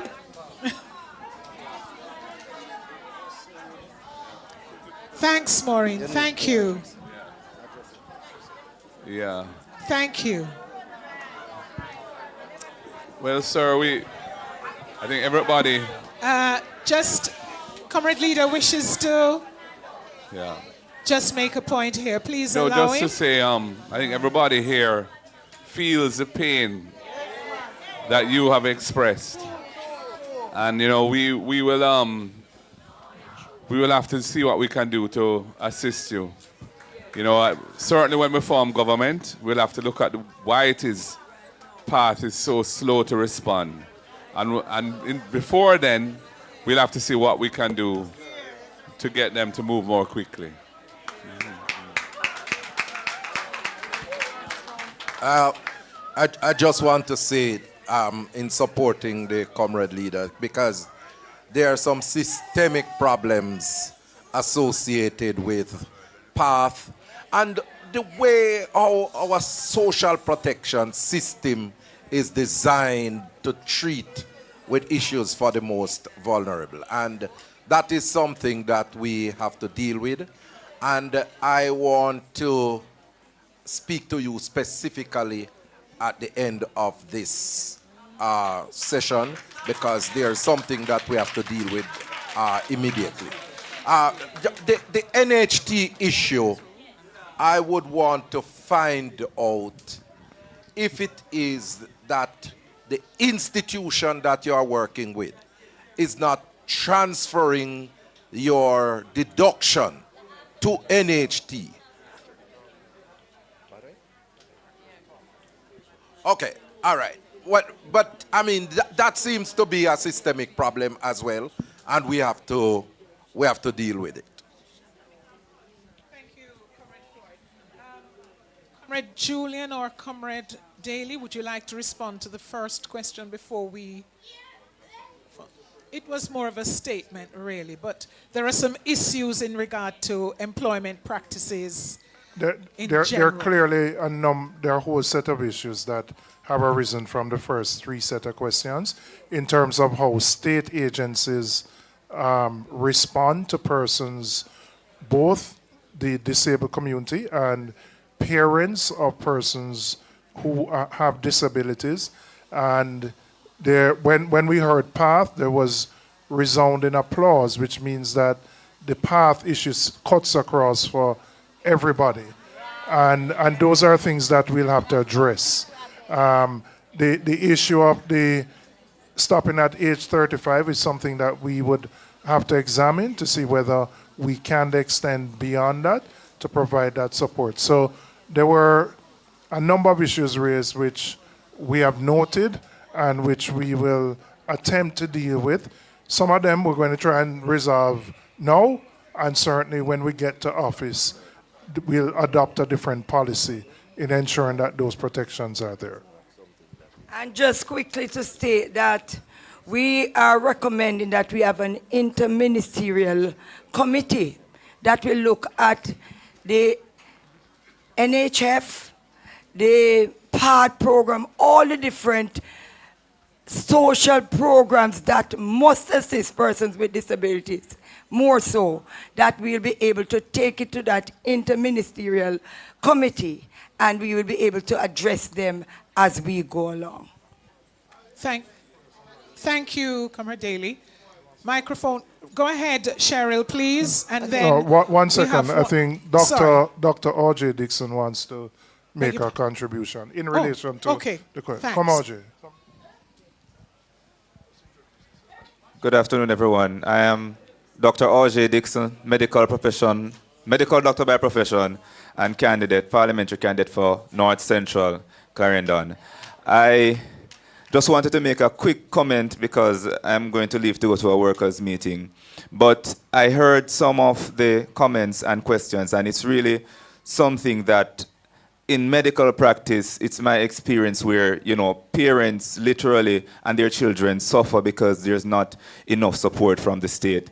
When I heard the gentleman that just spoke, a lady from one of my divisions, Moko, comes to mind, that she comes to me so often.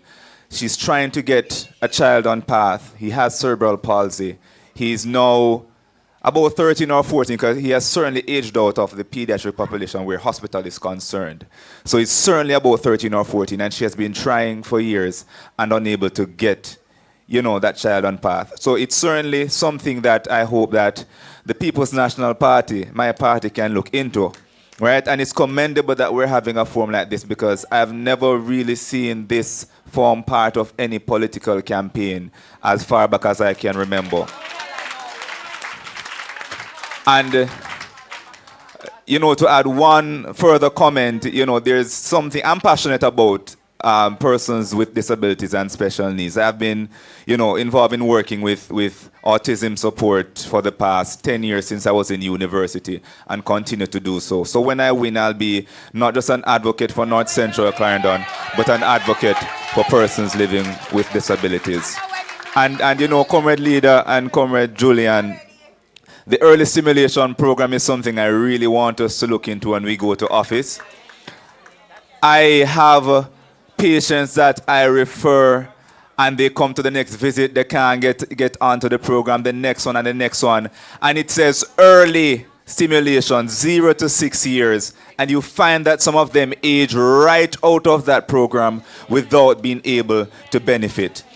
The accessibility, the disability fund as well, the accessibility of screening. Again, I refer my patients time and again, and it's almost hell for them to get the necessary screening assessment done because you first have to formally diagnose before you can get access to the different,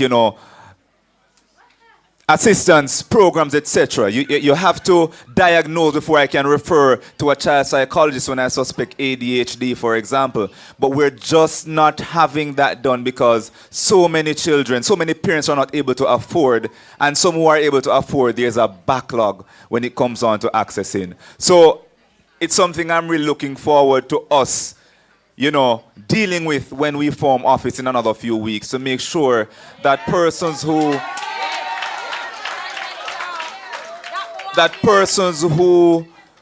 have these particular challenges aren't suffering just because you were either born different or acquired something as you became older. So that's just my comment to add. And I say you can look forward to having an advocate like me in Parliament for all of you here. Thank you.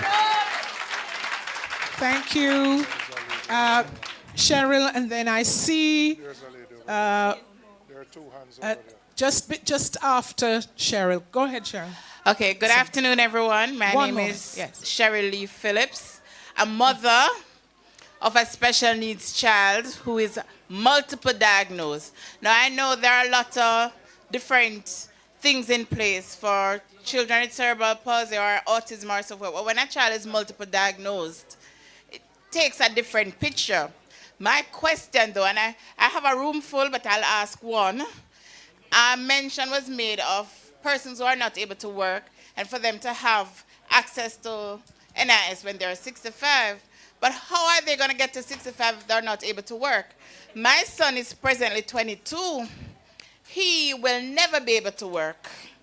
I will have to be his caregiver for the rest of his life, or mine, whichever comes first. I think there should be something in place for persons like those who will never be able to work. And it's not PATH, because PATH is non-existent, but something in place for when they get to the work age, 18, 20, that will somehow benefit them. I'm not asking for a handout, but I'm asking for these persons to be taken into consideration. Presently, I'm a teacher. I teach special needs. So special needs is my life 24/7. Yeah? It is a hard road.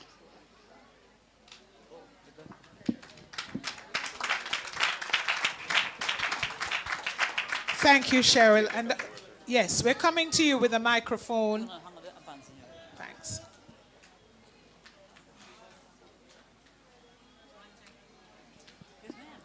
Yes, thank you. Yes, Thank you. Good evening, everybody. My name is Charlotte Black, and I must say, half of the room, I invited them here, so yes. And I am very much emotional when you touched NHT. I am self-employed. I am a registered farmer with RADA. So I'm just seeing myself in the paper sometimes last week. So persons can view that. But I have applied, or had applied since 2017. It took me 4 years to know that I was not getting my house. Still did not get it. And when the lawyer saw that was happening, they said this must be a murder case because we never see nothing take 4 years. And to this date, I have not gotten the house. Last year, June, I called them again and I was crying and they said, oh, something out now, let me do your application of one of those units, only to be told that you're not qualified. And I, as a self-employed person, have to pay like $5,100 every month. So, you know, quarterly, that's what it is. And it's not easy because having to be on the road every day, doing some kind of stuff to be self-employed, it's not easy. And also, I have colleagues that when you see them on the road, a lot of blind persons, I can tell you, counting on my fingers, 15 blind persons are out there now, begging literally to survive. And we cannot have it. Time come, I need my house, and I really want to be alive to get that house. Yes. I think we have one more. Comrade Maureen? Thank you. Good evening, ladies and gentlemen. Good evening. Stand up, Wendy, stand up. Maureen, Comrade Maureen? Go ahead. We're going to take 2 more questions. One is Here, there, and I here. come to this one. Right here. Right here, the gentleman. The Damon? Is you? Hello. This for you? And then one, yes. Yes, good evening right again. Go ahead. My name is Paulette Ellison, and this is my daughter, Wendy Locke. She was born. She spoke for about the first 2 years of her life. She spoke the second year. And she took a little time to walk too, but in the 1 year and 9 months, she got up and walked. Right, but the speech did not come back. She stopped speaking at 2. Up to this day, she is 49 now, she don't speak. You have to know when she feeling pain. She was diagnosed 5 years ago with fibroids in her belly. She's been going to the gynae clinic in Jubilee Hospital for every 3 months checkup, and so they advised me that I should get a operation to take it out. I'm so scared. I don't want, and it is a no down there because people is waiting for all 5, 6 years and not getting an operation to take out the fibroid.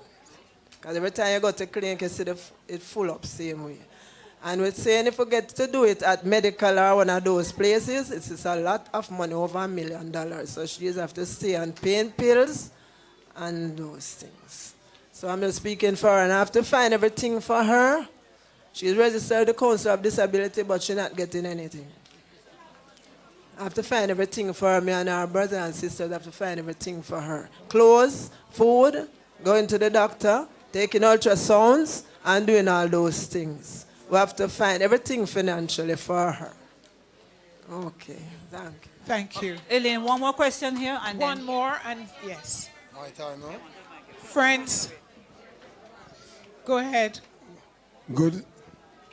Good night. Yeah, man. Special request to all of the Member of Parliament. I work a lot of places in Jamaica. Like I used to drive me and Mary Atkins. I used to work at KCC Building Department.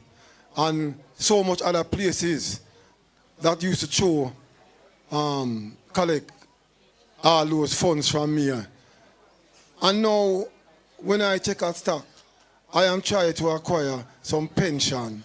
And I cannot get nothing. Now I'm finding myself in this stage of life where I am. And I am saying, we need to look out for the hard-working ones who have done their share of work already and falling into this kind of situation of a disability. My eyes are gone. I cannot see right now. You know, people have to, I come here by myself today from 1 o'clock, and I waited until the time because I don't have anybody to help me to get here. I don't even have taxi fare. But I respect the PMP. I respect Mr. Golden coming in to take it and take it further. And Mr. Robinson, that gentleman there, Mr. Damian Crawford. I tell you, sir, when I hear you, I have to record you, because I can't see you. When I could have see you, I always want to see you, because I want to go them. Trust me, yeah, because I tell you, we need it, the help, and when it comes to all the part place, I go down there, and when I go down there, I'll know I can't get none of them says, when they call it, social worker soon come check me. I'll know social with me. thank you. Thank you, thank you. I'm going to ask the panelists if they would like to respond to any of the statements or questions. And in the meanwhile, I also want to recognize, okay, there's one other, that we do have some online viewers who have sent some questions and statements to the panel. I just want to recognize them. There is one about looking at comprehensive strategies and support systems to implement and ensure an inclusive learning environment. I was hoping that Comrade Damien would be here to take this one. And the other had to do with how we could empower individuals with disabilities by leveraging their strengths, providing accessible assets and support networks, some of which we have talked about, and adapting tasks to meet their needs. Thank you. Any response from any of the statements? Let me just have her first and then we will. Okay, yes. Go ahead. Go ahead, please. Good evening, everybody. My name is Taisha Milne, and I'm not a happy camper this evening. I was diagnosed with Graves' disease from 2020, and I got approval to do my surgery, which is not provided here. I got the visa, I got my ticket. I was told that Ministry of Health offers help.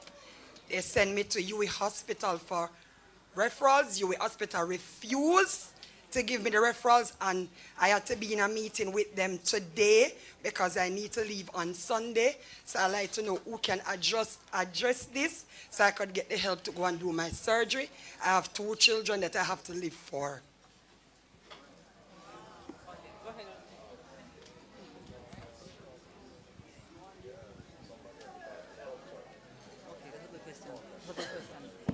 All right, you want apparently have any? There is a question online also about voting and asking about whether or not persons with disabilities can be allowed to vote by mail if they can't go into the center. Online question. I'm just telling you. I know the EOJ doesn't permit any voting except in person at this stage. I mean, it may be something that we can examine in the future, but you are eligible to vote once you can go in person, and you will get assistance once you get to the polling station. Your privacy will still be protected, but at this stage in our electoral process, we don't facilitate mail-in votes. I must say that when you look at the last concluding observations from the United Nations Committee, that was an issue that was flagged in terms of improvement in the voting systems to make it more accessible for persons with disabilities.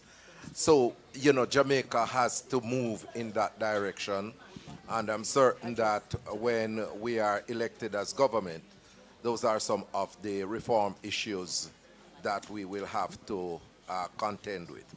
I just in making my intervention to say that what I have seen and heard here this evening, Comrade Leader, has brought to light some gripping realities affecting persons with disabilities. And we have to make sure that in leaving here, that all these expressions are taken into consideration, because these are the lived realities of the people that matters in our Jamaica land we love. And so I can say to my brothers and sisters with disabilities, we have heard your voices, and we will be acting upon the suggestion and your cries. Thank you. Yeah. Just to I wanted to get a little, oh, sorry about that. Go ahead. No, just quickly to find out from the person who was supposed to be going abroad, did you get a turn down from the Ministry of Health, because there is such a fund to give assistance? So I'm not too sure if they have not responded to you, or it is not in the timely manner in which you would want to.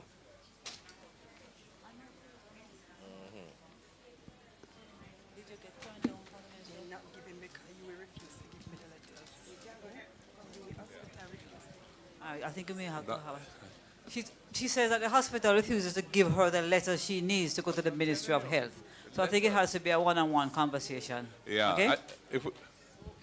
If we get her particulars, Yeah, I think so. we can follow up with the UWI Hospital people that we know to see If what that's can be possible. done. Someone's going to come and take a name.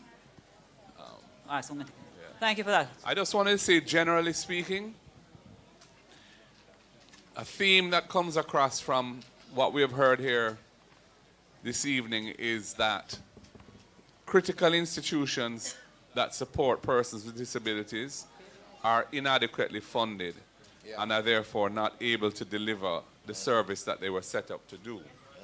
So we have to address that issue. Then there are programs which do not seem to put persons with disabilities in a priority position, such as PATH.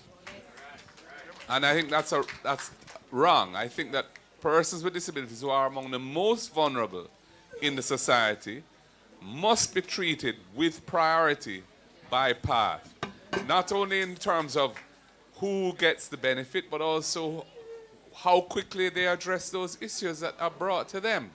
So we're going to have to really look at the governance of PATH and how we address persons with disabilities within the PATH program so that we can change to a much better situation how it addresses this community and their needs. Yeah. Go ahead. Elaine, you have a question? Yes, Comrade Leader, we have a question from an online viewer. Good evening. We need an attorney to assist with legal matters. When a child reaches 18 years old, why do I have to apply for legal guardianship? If I can't make decisions for him, who will? Can I just walk away from him? He cannot survive on his own. So there's an issue there. That presumably somebody is not a parent. No, it doesn't. But is looking after the person. No. Once your child reaches the age of 18, he or she is an adult. Yes. And if I as his parent, I am required to apply for legal guardianship, and it costs you money to go through the system. You also have to have your child assessed again. And that costs money because he is no longer eligible to be assessed at microcare. So he spends $90,000 to get the assessment done and some legal fees so that you can be the legal guardian. So if my son is sick, I can't determine what I'm going to do for him legally. I mean, I can do it, but legally I could challenge it. So that's a reality. Well, that requires a legislative intervention. I think that that's something that we can take on board because logically, if the child is unable to look after themselves and they reach the age of adulthood, it shouldn't be a difficult or expensive or slow process for their caregivers to be given the authority to continue to play that role as a parent. So I think we need to look at how we address that and in terms of a procedure which is much easier to deal with than the current one.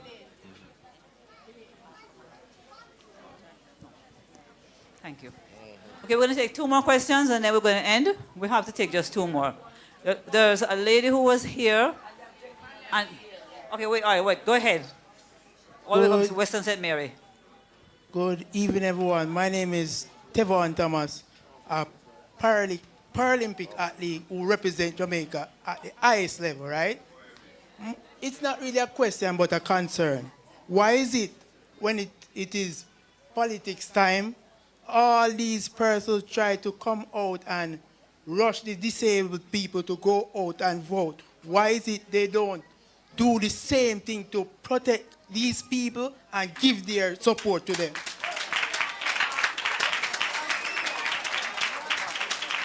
Thank you very much. One question. Yes. I just want to actually recognize another representative here, the candidate for the People's National Party in Western St. Mary, Orville Woodbine, who has come with various persons. And at the parish meeting we had over the weekend, 2 persons with disabilities were given an opportunity to come onto the platform and express themselves and so on. So I want to commend him for the interest he's showing in the community. And your point is well taken. You know, this is not a vote gathering exercise. This is really part of preparing ourselves for government. You know, and we obviously would welcome the support at the polls, but we are really here to ensure that some of the burning issues that have come out today, that we are aware of them from the get-go, so that we can try and make a difference as quickly as possible to address some of these terrible situations that we're hearing about. Yeah. All right, we're going to take just 2 more questions now. You have just 2 more at this point in time. You have had your hand up for a long time. Go ahead. We're taking questions now, not statements. Questions. 1 question. And I will stop you. Good evening, everyone. My name is Janelle. I am a wife of a disabilities person who's Jerome Jackson. And I would like to know why was it whenever a person apply for PATH program, they ask you, do you have flush toilet? You have electricity? You have television? All those questions, I don't think they are relevant to us because then again, and then is your wife employed? Is one of the most qualified massaging therapists here in Jamaica. And trust me, when I tell you, say they underrate him, they underrate him, person with disability. And is your wife, so your wife can't take care of all sort of question, like I'm the one who was take care of him, along with my child who has dyslexia. They don't care. So I would like to know what can be done about that. All right. All right, we're going to actually, at this point in time, you have one more question and we're going to cut off because I know people have been here, some from 4 o'clock, and I want to sort of like give people a chance to stretch their legs, all right? You can still mingle and you can still talk to people. A few of us will still be here, you can ask questions, but understand we need to cut off for some people, okay? One more question.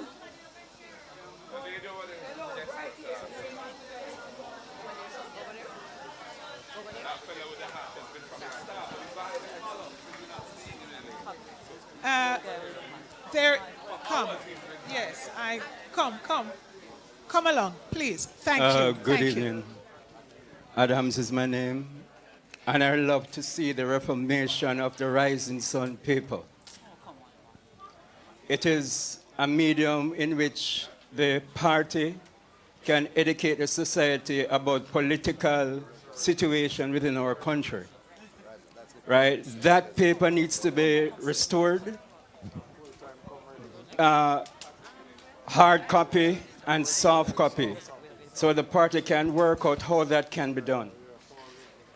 The other thing, with Mr. James, we have been strapped for funds in regards to health. I am suggesting to the government of the People's National Party, who will be in a few weeks' time, that if we can look at having a statutory reduction in regards to health, just like the NHT, education and all of that, I believe that situation can address a multitude of health issues, right? And I'd love to see Mr. Golden to talk to him about a strategy that he can use in campaigning. Thank you. Thanks very much. Wow.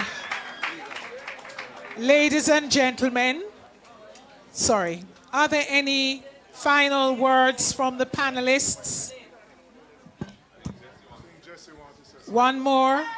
Okay, go right ahead. Go right ahead. Good evening. I just wanted to find out, for high school level, I'm having a challenge that there is not inclusivity. Somebody mentioned it earlier. And I find that there is not a grade, in each grade level, there is not a special needs class. So it is the hardest thing to find a school, even if you can afford it, to send your special needs kids to in Jamaica.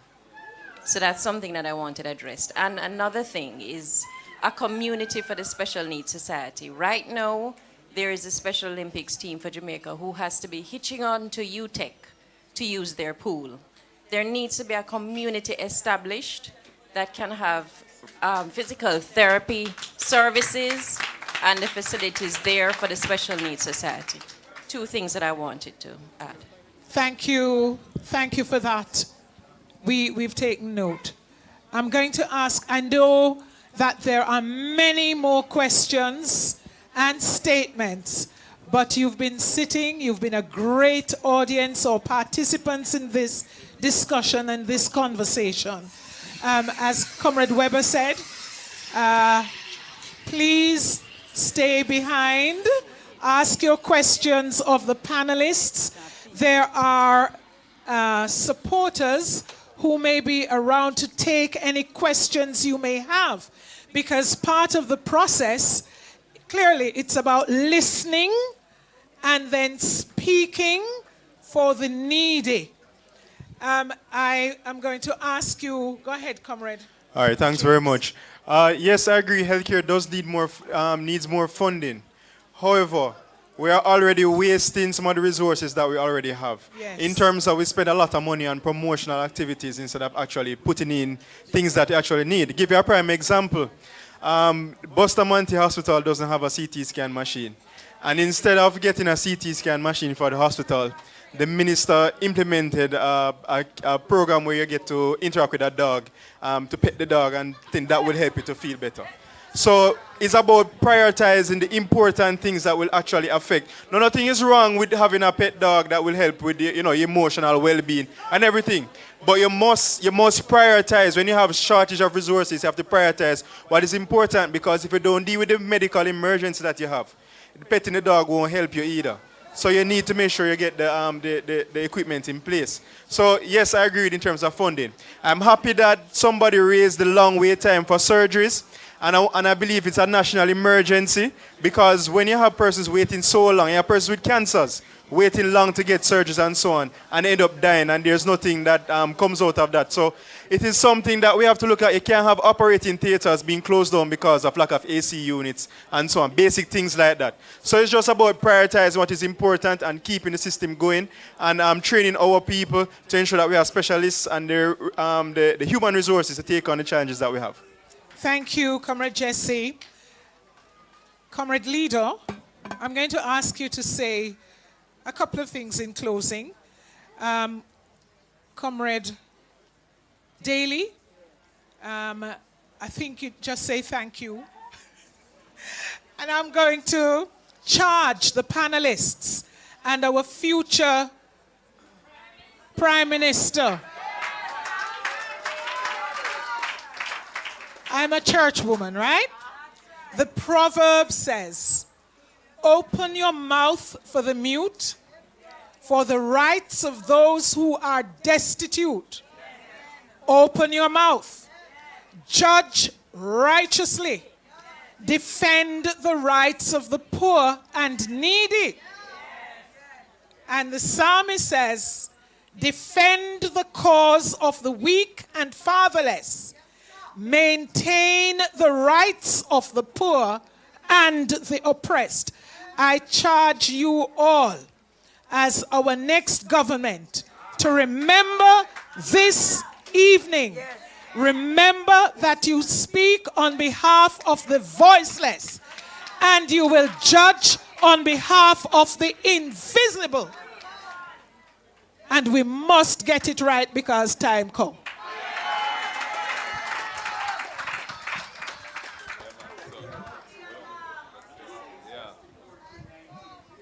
Well, in closing, I just want to say, first of all, I want to big up the organizers of this event. And I want to thank them for the effort that it has taken to put this together, the panelists, but most of all of you who came here today to participate.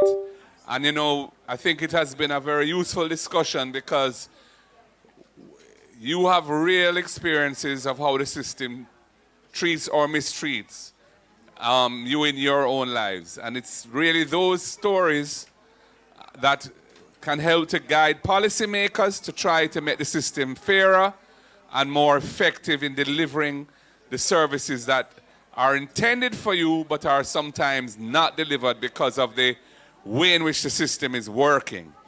And so for me, these kind of dialogues are vital in ensuring better quality governance for the country, because these are the ways in which persons who make decisions can be well informed and can know where the reality is and what the rubber is on the road. I want to thank everybody.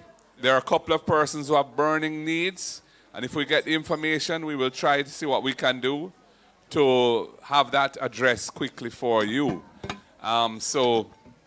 Maureen and whoever can do that, please go ahead and make sure we have that information so we can try and follow up.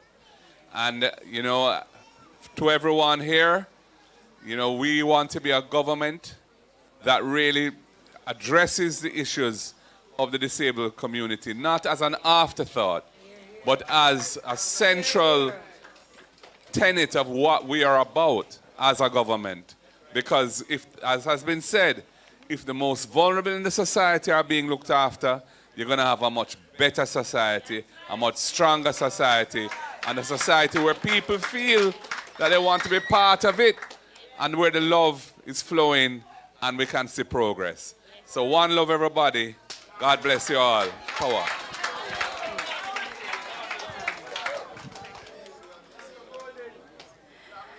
Wow. Believe me. Put your hands together for all the presenters today. Comrade leader, Comrade Mark Golden, I want to say to you, I know that you did not just come for a show. You came to listen, to learn, and to understand so that you will be able to make informed decisions in regards to persons with disabilities. We thank you. To the panelists, and I must say, Comrade Weber, I don't want to miss because sometimes you talk to me. I want to say to you, hats off. I don't know if there's another person who, apart from Professor Floyd too, that love persons with disabilities and care about their needs more than Comrade Maureen Weber. Put your hands together for her. I am certain that we laid hand on Comrade Allen in a very short period, and I realized she even became a woman of the cloth today. But we want to thank you. The caterers, everybody who make it possible, the persons who are sending out these messages for us, but most importantly, you, I am really touched by some of the concerns. I have learned so much from you today. And I must tell you, I am leaving here with more fire in my belly to make sure that I will be able to become your defender, because your voice must be my voice and my voice must be your voice. God bless you. Safe journey home, and let us start this conversation.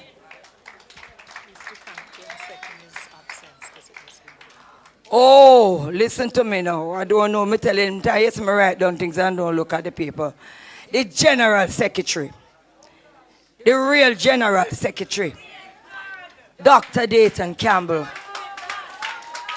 he said to Comrade Weber and myself, we cannot go into an election and leave anyone behind. The ones that are most vulnerable must be heard. And that is why we were able to have this forum today.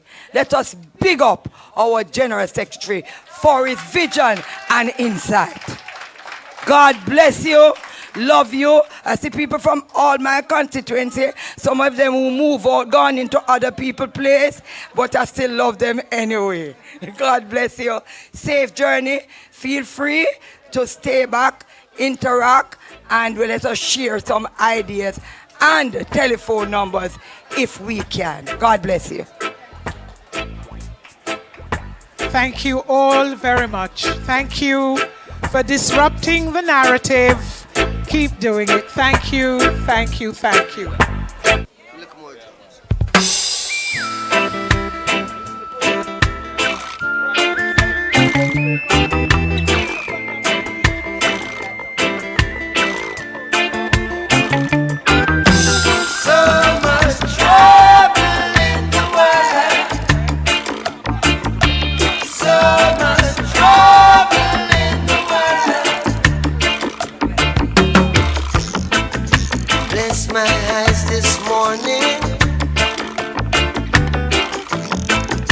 The sun is on the rise once again. We heard that things are going